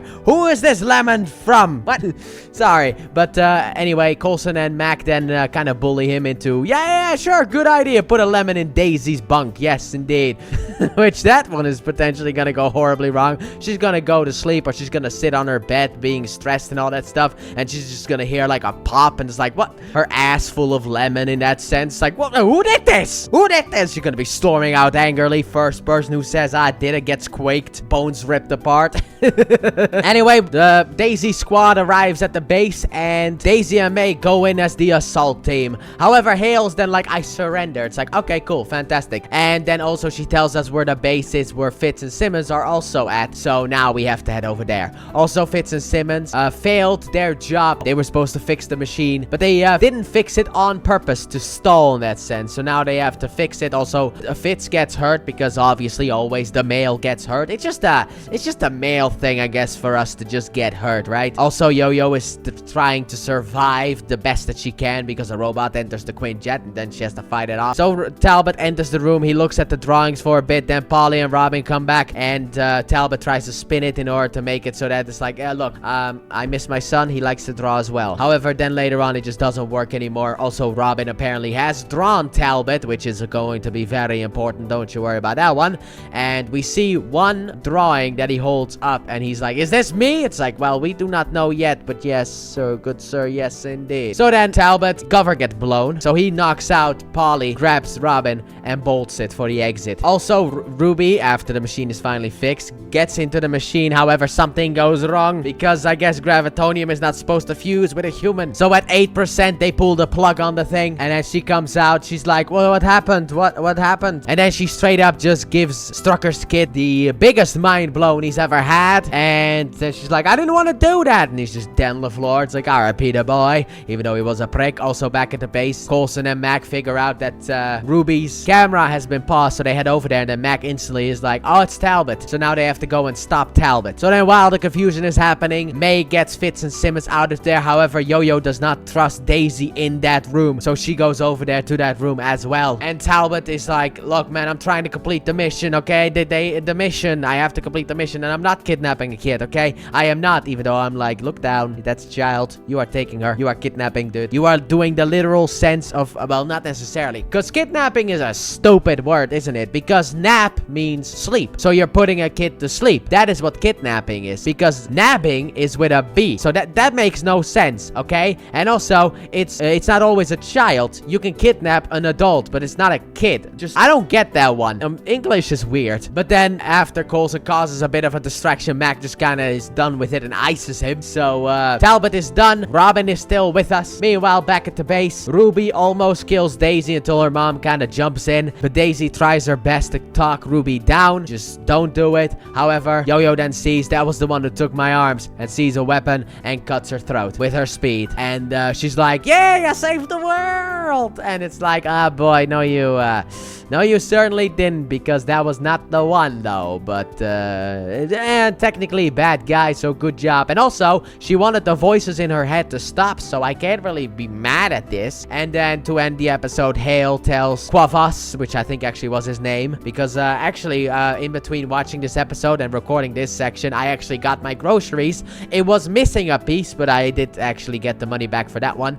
And I already cooked something, and I also put everything away. So I don't remember the dude's name, okay? Look, I cannot remember the dude's name in that much time. But anyway, she basically tells him where the gravitonium is. So that might be part of Plan B that was spoken of. At least that's the next episode, because the next episode is titled Option B. And she did have a secondary plan in case Plan A failed. So this episode starts off with Talbot saying a bunch of numbers, and Coulson has a plan. We're gonna throw the gravitonium into the sun. That way problem is solved, because the one who gets the gravitonium will become the destroyer Destroyer of Worlds, as was said. Apparently, also, Hale slipped away because I did forget in the last episode to talk about the fact that after Ruby got killed, she kind of caused a wee bit of an explosion, or at least like a shockwave, and that's how she was able to escape, sadly enough. And also call the aliens, who are actually the aliens that are gonna come down. It wasn't Thanos. Thanos is later. That's later, okay? We're closing in on Thanos, but we're not there just yet. However, Talbot wants to see Coulson, and then he basically tells Coulson that he activated a beacon and gave Hale our location. So the aliens arrive at our location. Meanwhile, Daisy goes to Candyman, and he gives her something about Deathlock, the centipede serum, and also a file that details the missing ingredients that you can get somewhere or something, but he doesn't fully understand that. Also,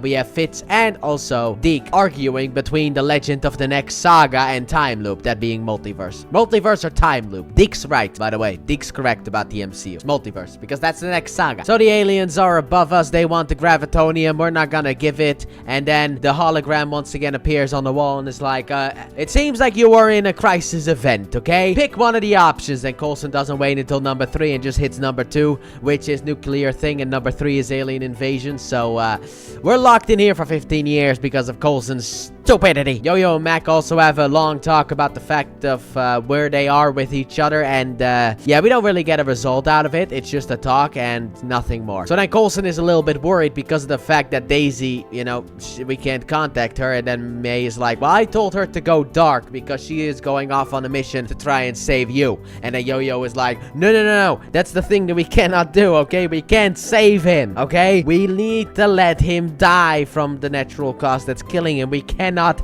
save him from this. However, one thing I actually did not like was the fact that May then went about the fact of we couldn't save him from like the ice place, you know, in that sense. Like, no, I think what she just means is we need to let the disease kill him. We can save him from everything except for the disease. We cannot stop that thing. But during this conversation, Coulson comes up with the idea that, oh right, the aliens can teleport in because we teleported to them. So, oh no. And apparently, according to Deke, these are called Remorath, or whatever you want to pronounce them. Remorates. They are Remorates. And Remorates are not fun, okay? They're not fun at all. Apparently, they are unkillable, and the only way the future has survived them is by giving them exactly what they've wanted. However, we're not in the place we're gonna do that, so we're gonna fight back. So Yo-Yo goes to pick up Talbot, who keeps saying that he wants to make things right, which is very important, by the way. Technically, Talbot is not a bad guy, okay? He's sometimes just a prick, and with sometimes, I mean most of the times, but he's not a bad guy. He is a good guy. He has a good heart, okay? Very important as well. So then we have the war against the enemy, and also there is absolutely no way out because the fact that the enemy has basically, the Remorates have basically destroyed our way out. So now we have the fight, and also apparently the Remorates can turn everything dark because of magic. What are you, the Dark Elves? What is this? What is this, Star of the Dark World? Thought we were past that already.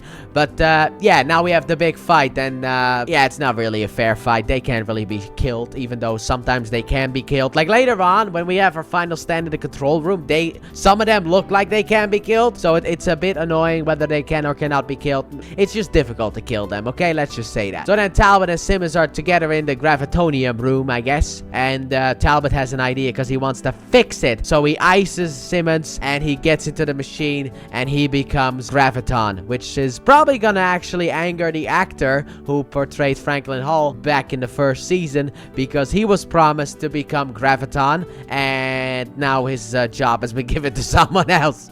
But yeah, he turns himself into Graviton, and he kills all the aliens, and then he's like, I told you I'd fix it. But yeah, he kills the aliens. He then takes Coulson with him to places unknown, and to end the episode, Daisy digs up her mom's grave because her mom is apparently the secret ingredient that we are missing. So yeah, way to respect your dead mom. I mean, she was evil though, so I don't really know if it really matters all that much, but still, come on, man. Grave digging, really? I mean, you gotta respect the dead. So Talbot takes Coulson to the ship of the enemy, the alien ship. Meanwhile, Mac, back at the base, tries to go around in order to see if they're still alive, the enemies that came in here, and one of them is alive, takes one of those rage monster things, becomes rage monster, attacks Mac. However, May wants it alive. But anyway, Coulson and Talbot are walking through. They become kind of prisoners until Talbot is like, the ship is now mine, cracks one into, I don't know, turns him into a box or something like that, and it's like, Neil! And I'm like, oh boy. Oh boy, oh boy.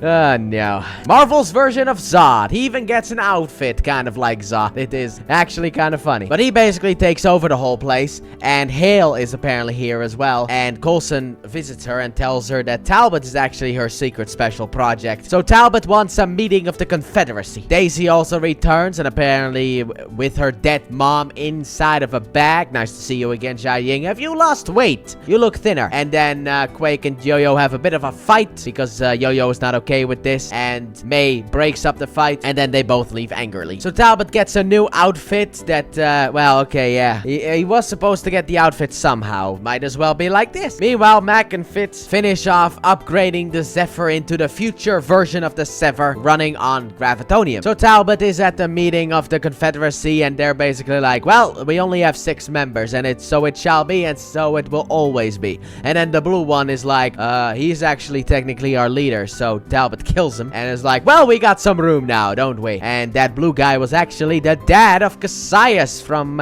earlier in the season, so that's nice. Mac also tells Fitz that he needs to be fixed himself, and Daisy gives the centipede and her mom to Simmons because of the fact that she's still very adamant that Coulson need to be saved. Also, Daisy and Deke have a moment together where Deke basically confesses that, hey, my grandparents, Fitzsimmons, they're my grandparents, yay, because he can't confess that he likes her. And I don't care. Like I said, one romance option is what I care about. That romance option, as always, it will always be Fitzsimmons. I don't care about the rest of the romance in the show, okay? I can tolerate some of it, and I cannot tolerate this one. This one just annoys me because it's never gonna work out, because I don't remember them being together in season 6. That's just the thing. Also, Cassius's dad tells Talbot, after some of the members have left, that Infinity War's begun, baby. Yes, apparently right now, the opening of Infinity War is happening at this very moment. We have the fact that Squidward, which, you know, that's the joke in Infinity War, comes down trying to get the stones. I don't know, maybe we also have Spider-Man versus the big guy with the hammer. So Talbot also got a little bit of an idea, and he wants to get more powerful, and apparently there is Gravitonium all across the Earth. I feel like we kind of need that, though, for the Earth to kind of, you know, exist, but whatever. And he kind of wants to pull it out from the inside of the Earth. And I'm like, ah,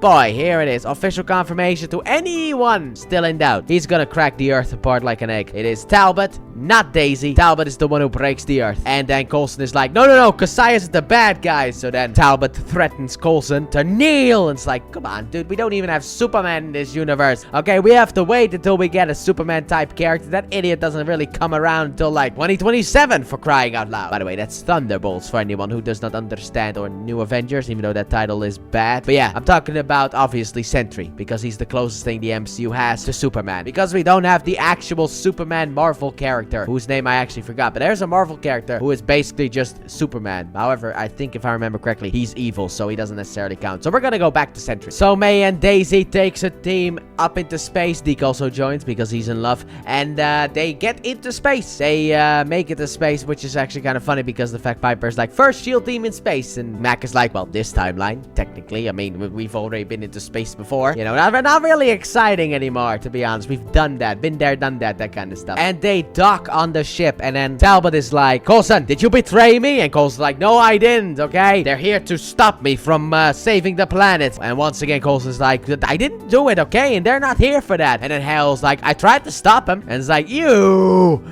female dog, how dare you? So then Daisy quakes her way through the enemies and makes it to Talbot. And Talbot lifts up Coulson's like, if you hurt me, I will kill Coulson. So she can't really do anything. So then Hale, for some reason, decides to fully trust Daisy, of all people. However, then Talbot kind of insults her daughter, which causes her to be like, hey, comply. And he's like, no. Cracks her as well. Bye, Hale. Been nice. No, it's not been nice knowing you. You were just not a nice person at all. It has not been nice knowing you. So then Daisy quakes Talbot. The one problem is, it doesn't work. It doesn't work for some reason. He just doesn't move at all. It's basically just like a fan on his chest, basically. So Talbot has won. And then in the post-credit scene, we have Daisy be in the hands of Cassius. So, oh boy, this one is going to be difficult. But we have 2 more episodes left, boys. 2 more episodes. We're so close. So close to the end of the 22 episode seasons for the MCU. Just 2 more. So, Daddy Cassius wants to have Daisy as his disciple or his weapon. You could kind of go either way with that one, but it is definitely one of those. And also, Daisy can't quake him because of the fact that they are talking in her mind because of the fact she has a thing on her head. So, that's gonna be a little bit of a problem. Also, Quavas doesn't really like guns, so I don't think he's going to be a fan of the Punisher. Speaking of which, it is Sunday today that I'm recording this segment. The last 2 episodes at least, and I'm wearing the Punisher shirt, so that's why I was thinking of Punisher. And also, Fitz is like, look, we doomed the Earth if we try and save Coulson. So what if we just do it? Okay, what if we save Coulson? We don't try, we do save Coulson. That might change the future. And it's like, oh, okay, so now you believe in the whole multiversal potential, you know, now you believe in that kind of stuff. Also, Talbot kills one of the S.H.I.E.L.D. agents on the Zephyr because he wants to get on there because he needs the Quinjet in order to get back to Earth because, well, he doesn't need it for travel specifically because he can use his powers to do that. He just needs it for air because even though he is super powerful, he still needs to breathe. So he goes back to Earth with 2 of his minions, I guess. Coulson also wants to talk Talbot down because of the fact that, well, I mean, he's not entirely wrong because Talbot has done things in order to be a good guy. In his own head, twisted as it might be, he still thinks he is the good guy. He's trying to save the world from, like, Infinity War. He is trying to prevent Endgame. That is what he is trying to do. He's trying to prevent Endgame from existing and just finish it in Infinity War. And, well, first of all, aim for the head, and second of all, that's not gonna happen. But, the problem is his brain is just so wrong because of everything that has happened, you know, being shot in the head and stuff like that, that he can't see right from wrong. He's just doing stuff. Especially what we learn at the end of the episode that really cements the fact that he is just out of his mind. He is a good guy that has just gone nuts. So then Coulson and May try to figure out a way in order to be able to escape, and right as Coulson wants to make his move to open up the door, Deke opens up the door and apparently he took out the guards. Like, really? You could do that? I thought these were supposed to be super dangerous. How were you, of all people, able to do that? But he frees them. Also, Talbot goes over to Creel in order to absorb him. Just what a guy. What a guy. Good guy he is. Yeah, he is definitely a superhero. That's what absorbing people means. He's like Majin Buu. Also, Daisy frees herself because of the fact that apparently she's more powerful than you think, and it's like, I'm kind of indifferent on this whole thing because it's like, how does she know that she can do that? You know, like, how? That's just my question. How can she, like, break that thing? You know? But to be honest, I like Daisy, so I'll let it slide. But then she takes out the guards that are dragging her over to Cassius, Daddy Cassius, that is. And now she's gonna go on a warpath, kind of. Also, Simmons has another idea. If we can use the centipede serum, we can put the opium, or whatever it was called, the rage, let's just call it the rage, into Talbot's skin in order to be able to kill him. And I'm like, maybe this is what actually causes the end of the world, you know? Maybe this is what they did, and that is what caused the end of the world. Because you know that the people who take that stuff become rage monsters until their heart stops, right? So, also, how would that work if you don't have a heart? I don't know. I don't know how alien biology works, but maybe there's an alien out there that does not have a heart, so I don't know how it works. But, like, maybe he becomes so powerful in that sense that he cracks the Earth apart. That is a possibility. By the end of this episode, that is probably not the case. So the Space Gang eventually meet up, that being Daisy, Coulson, May, and Deke. And, we need a new plan, okay? And the plan is this. We need to redirect the missiles because of the fact that, they are pointed at the lighthouse. And so May and Deke are gonna do that because Deke can read numbers in whatever alien language that is. Coulson and Daisy are gonna go back home. Coulson isn't really okay with it. There's a little bit of a discussion. Then Daisy fights off enemies while another enemy shows up with a gun. I thought you people didn't use that stuff and start shooting. Coulson uses his hand shield thing and kisses May. And, in a way, sorry to say this to anyone who disagrees, and if you disagree, leave now because of the fact that it is true. In Daisy's way, this is kind of like mom and dad kissing. Her parents are finally kissing, boys. Yay! Because in a way, the two of them have basically adopted Daisy, if you really want to look at it that way. But the plan is still going to be like that, so the team splits up. Coulson and Daisy, they go back to the Zephyr, take out the enemies that are on the Zephyr, and are gonna use that in order to go back home. Meanwhile, May and Deke are gonna go to the control room in order to redirect the missiles. However, Provast then shows up, so May has to battle with him while Deke finishes up the whole thing, because they're gonna use the teleportation thing in order to escape the ship, if everything goes correctly. Meanwhile, on Earth, Talbot visits his family, and he tells his son that he's a superhero now, shows off his powers. Then he uses his powers on his wife to put her against the wall and is like, you were a bad person. And he's ready to what? Like, I think he's actually ready to absorb her, but then S.H.I.E.L.D. arrives, because also, by the way, he puts her up against the wall because she called S.H.I.E.L.D. However, since S.H.I.E.L.D. is here, he goes outside, he gets a bunch of bullets sent his way. However, he stops them. Also, he lifts up their vehicles and throws them down, and that's what causes the bullets to fly. And then he sends the bullets back, hitting one guy at least. Then his son comes outside and is like, Dad, you're a villain. And Dad is like, no, I'm not. Yes, you are. You are a bad guy. So I guess afterwards, he then left, because I don't really think we got to see the end of that whole interaction. Meanwhile, on the ship, they do what needs to be done, and Quavas is like, all right, fine, you've doomed your lighthouse, missile activate. And then May's like, well, we done did it good, didn't we? Because we redirected them to this ship. So you just basically blew yourself up, good sir. So she goes over, and Deke and her use the teleportation thing in order to teleport away. Technically, he could have done that as well, but whatever. And boom goes the ship. However, there is a little bit of a problem with Coulson, because he was bleeding from the arm, and the bleeding hasn't really stopped, and also he starts bleeding from the mouth, so he is very much in a bad position. So once we get back to the lighthouse, they have a way in order to save Coulson, and it is with the centipede serum. The thing is also is that we also need the centipede serum to stop Talbot, and so we don't have any more, meaning, well, we either save Coulson or boom goes the planet. And that is the choice that they made. They keep making the same choice. If they save Coulson now, the planet will blow up, because then nothing except for the explosion of the planet can stop Talbot. At least that's the way that I see it. So now the team needs to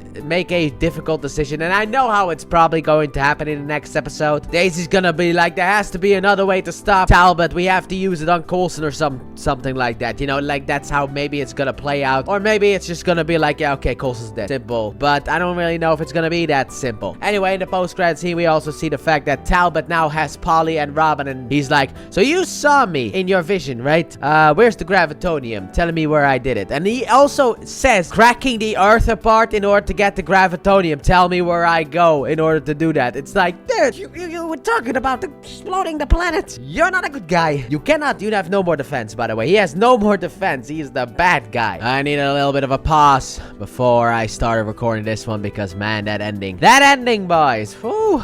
Still, after all these years, still just breaks your heart, doesn't it? Even though I feel like for some people it doesn't, because of what happens after this. But, you know, we'll get there when we get there. So, as I had predicted, we are arguing on what to do. And yes, indeed, Daisy does say that we need to save Coulson. God, it's so predictable. I knew this was going to happen. And then May does the unpredictable thing that I actually could not have thought of at all. She takes the Rage Monster drug and just breaks it on the floor, meaning we can only save Coulson. Also, Robin doesn't want to help Talbot until her mom is in danger. And then she's like, okay, fine, I'll tell you where you can find the thing. And obviously, she crosses off on the globe the whole place where the earth got torn to shreds. And the place to begin is called Chicago, boys. That's where we're gonna begin, because Talbot lands the alien ship right there in Chicago, which actually does not interfere with the movie at all, because technically the movie took place in Wakanda, baby. So then Deke and Daisy have a little bit of a chat with each other, and he basically tells her that if she really wants to be a leader, she needs to learn how to unite the group. And also, he's gonna leave, because even if it is the end of the world, he would like to see the world, you know, before it kind of goes kaboom. But if she wants to lead, she needs to unite, and that kind of gets her thinking about something that,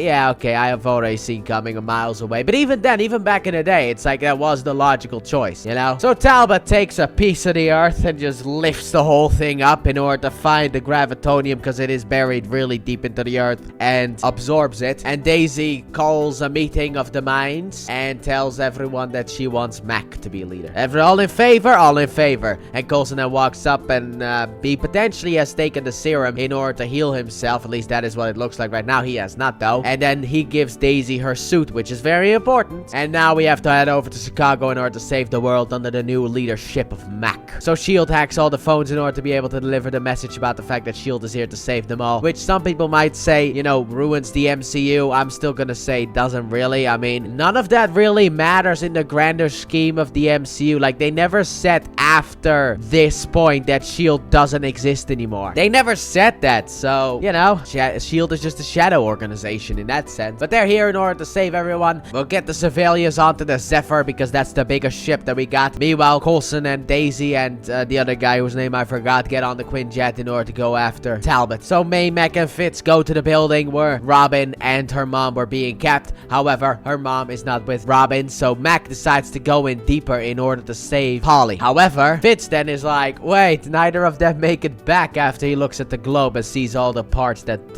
are going to be destroyed in that sense because of the gravitonium. So then May and Fitz, they go deeper inside in order to help them so that, you know, we can change the future. Because now we are actually working towards changing the future. However, what we do not know is that Coulson already set the gears into motion in order to be able to save the future. Something that apparently in all the other timelines where we lead to the destroyed Earth, he didn't do that kind of stuff. So then Daisy's like, alright, Coulson, let's go. We gotta stop Talbot. And Coulson's like, yeah, I can't go, okay? I'm using my robot hand in order to hold myself up, but I can barely stand because I did not take the cure. So then Daisy leaves the Quinjet and she basically tells Coulson, take it, take it. And that's what she was saying while she was waving the whole thing away. She was saying, take the cure or whatever. At least now she is. So the Quinjet leaves and Daisy runs up to Talbot and then she boosts herself with her Quake powers. And then we have Quake versus Graviton. It's not really much of a battle. She basically just pushes him into a bus, asks him to stop, and he's like, maybe. But then the words that she used are the same words that, like, Coulson has used at moments when he betrayed Talbot,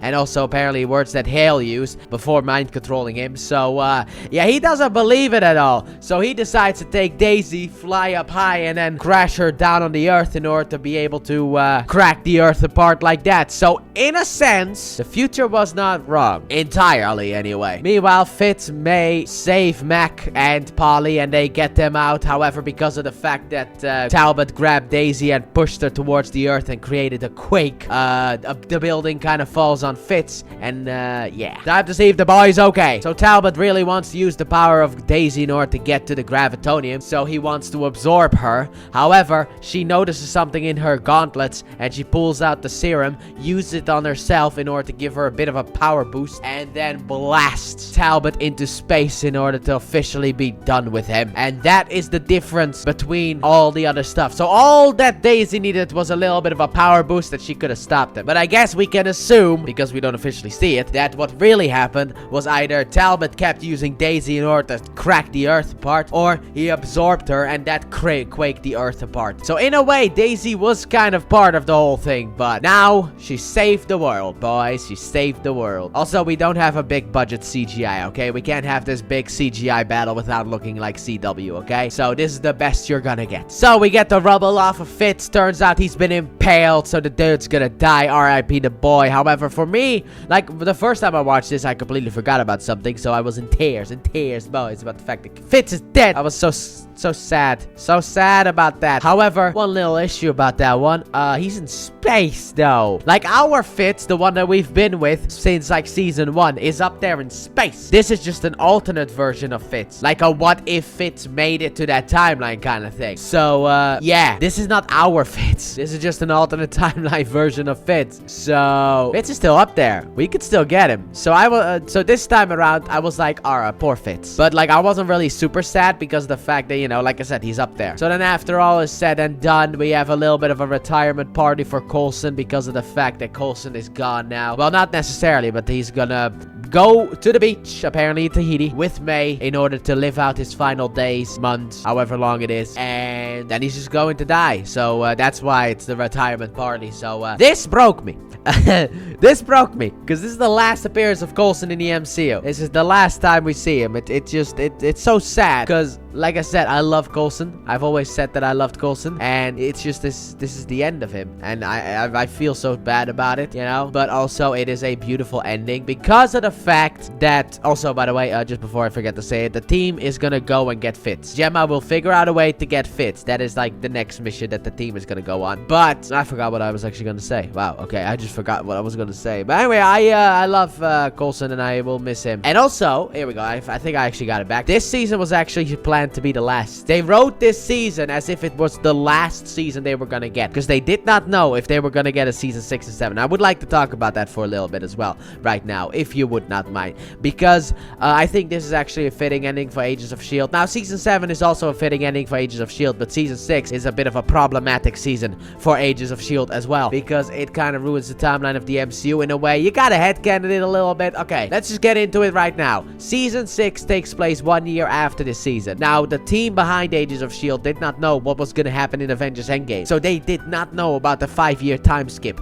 that was going to happen. So the snap and all that stuff, it basically the show pretends like that never happened. Now, apparently in the final episode of season 7, there was apparently supposed to be a scene where Fitz says something about the snap happening. So the snap technically did happen, but they cut it for reasons I couldn't even tell you what they are. However, the way to headcanon that is actually very simple. You headcanon that by just saying that the important people did not get snapped, and also barely anyone from this city got snapped, but you know, the entirety of Japan got snapped, for example, you know, because yeah, the snap is not random. You know that the snap is not random. It's whatever Marvel chooses the snap to be. It is very convenient that all of the characters that are gonna be in the multiverse saga got snapped away, except for the characters that aren't really gonna be that important in the multiverse saga. In a way, you know, it was always so stupid the way that they did it. Oh, most of the classmates of Peter Parker didn't get snapped. It's like, really? What are the odds? You know, Ned didn't get snapped. Michelle didn't get snapped. Peter didn't get snapped. You know, it's like the other girl didn't get snapped,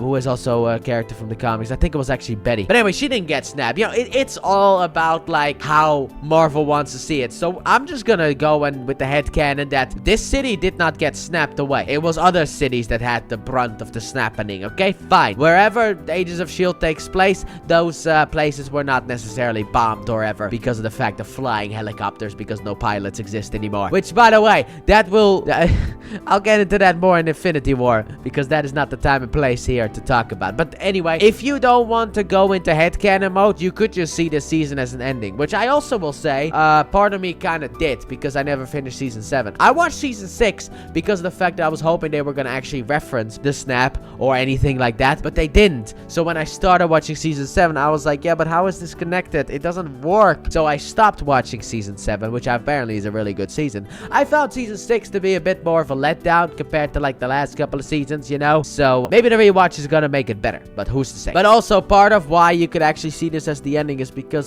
season 6 and 7 were never released on Blu-ray or DVD. At least not to my knowledge. Now, I have actually looked up online, and apparently on eBay there are listings. Now, those are always a bit questionable, because anyone can sell anything on eBay in that sense. Because on eBay, I have seen The Punisher Season 1 on DVD and Blu-ray, and I've seen The Defenders as well. And I know for a fact that those things are not like official copies. Those are like basically downloaded and put on a disc type of copies. Those are not official like from Marvel or from Netflix copies. So I don't know about the Agents of S.H.I.E.L.D. season 6 and 7 ones, because I've checked up on the sites that I know that I can trust, that being like Amazon, which is the more known one, and then also some Dutch sites like Ball, and I can't find anything on season 6 and 7 because I don't own those things on Blu-ray. I have season 1 through 5. So in a way, if one day, you know, something were to happen and the streaming service would just die, or, you know, for some stupid reason, kind of like what they did with Runaways, they'll just remove it from Disney Plus. Season 6 and 7 are going to be gone forever, which is an entire shame. But yeah, I think that is absolutely despicable. So in a way, I miss physical media, dude. Just release the seasons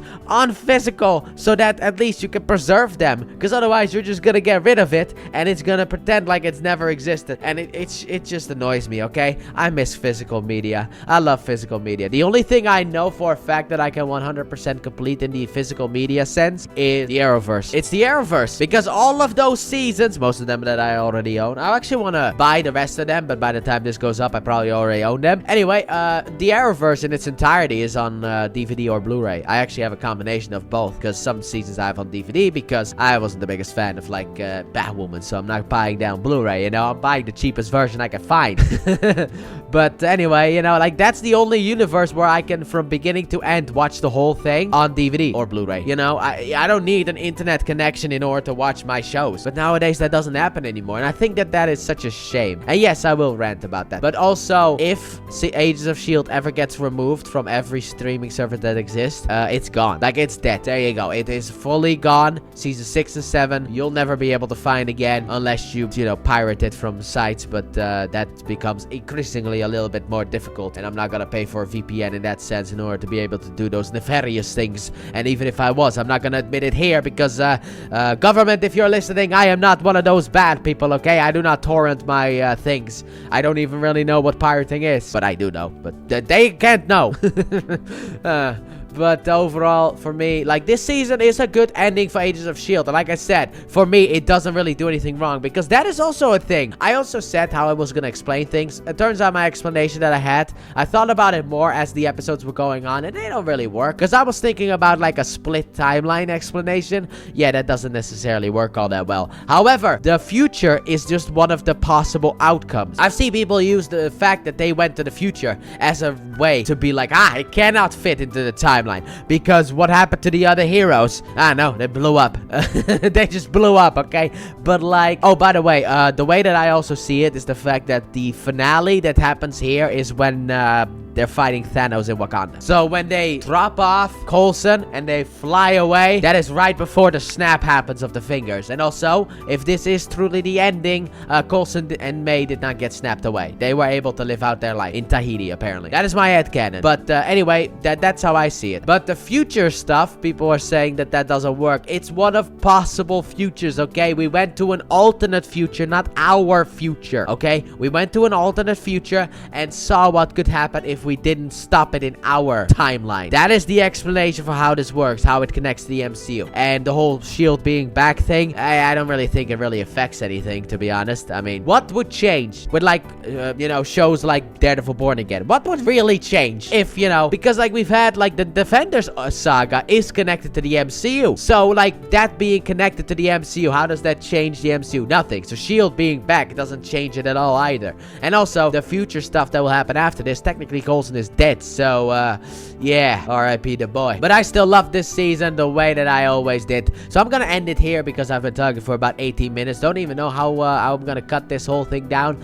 But also, one thing I can confirm, this is not my longest spoiler talk as I thought it was going to be. That is still unbeaten by the Agents of S.H.I.E.L.D. Season 4 spoiler talk. That one is still my longest spoiler talk. So I'm just gonna call it a day here. So let me know what you guys thought about Agents of S.H.I.E.L.D. Season 5 in the comment section down below. With that being said, thank you all so very much for watching, and I do hope you guys have enjoyed. And if you did, please like button, subscribe if you're new, if not already, turn notifications. Don't forget to check out the Let's Play channel, link in the description and at the end of the video. And I'll see you guys next time, because we are finally here, boys. After the long road, about 50 projects, we have finally made it to Avengers Infinity War next time. So let's see the snapping. Bye!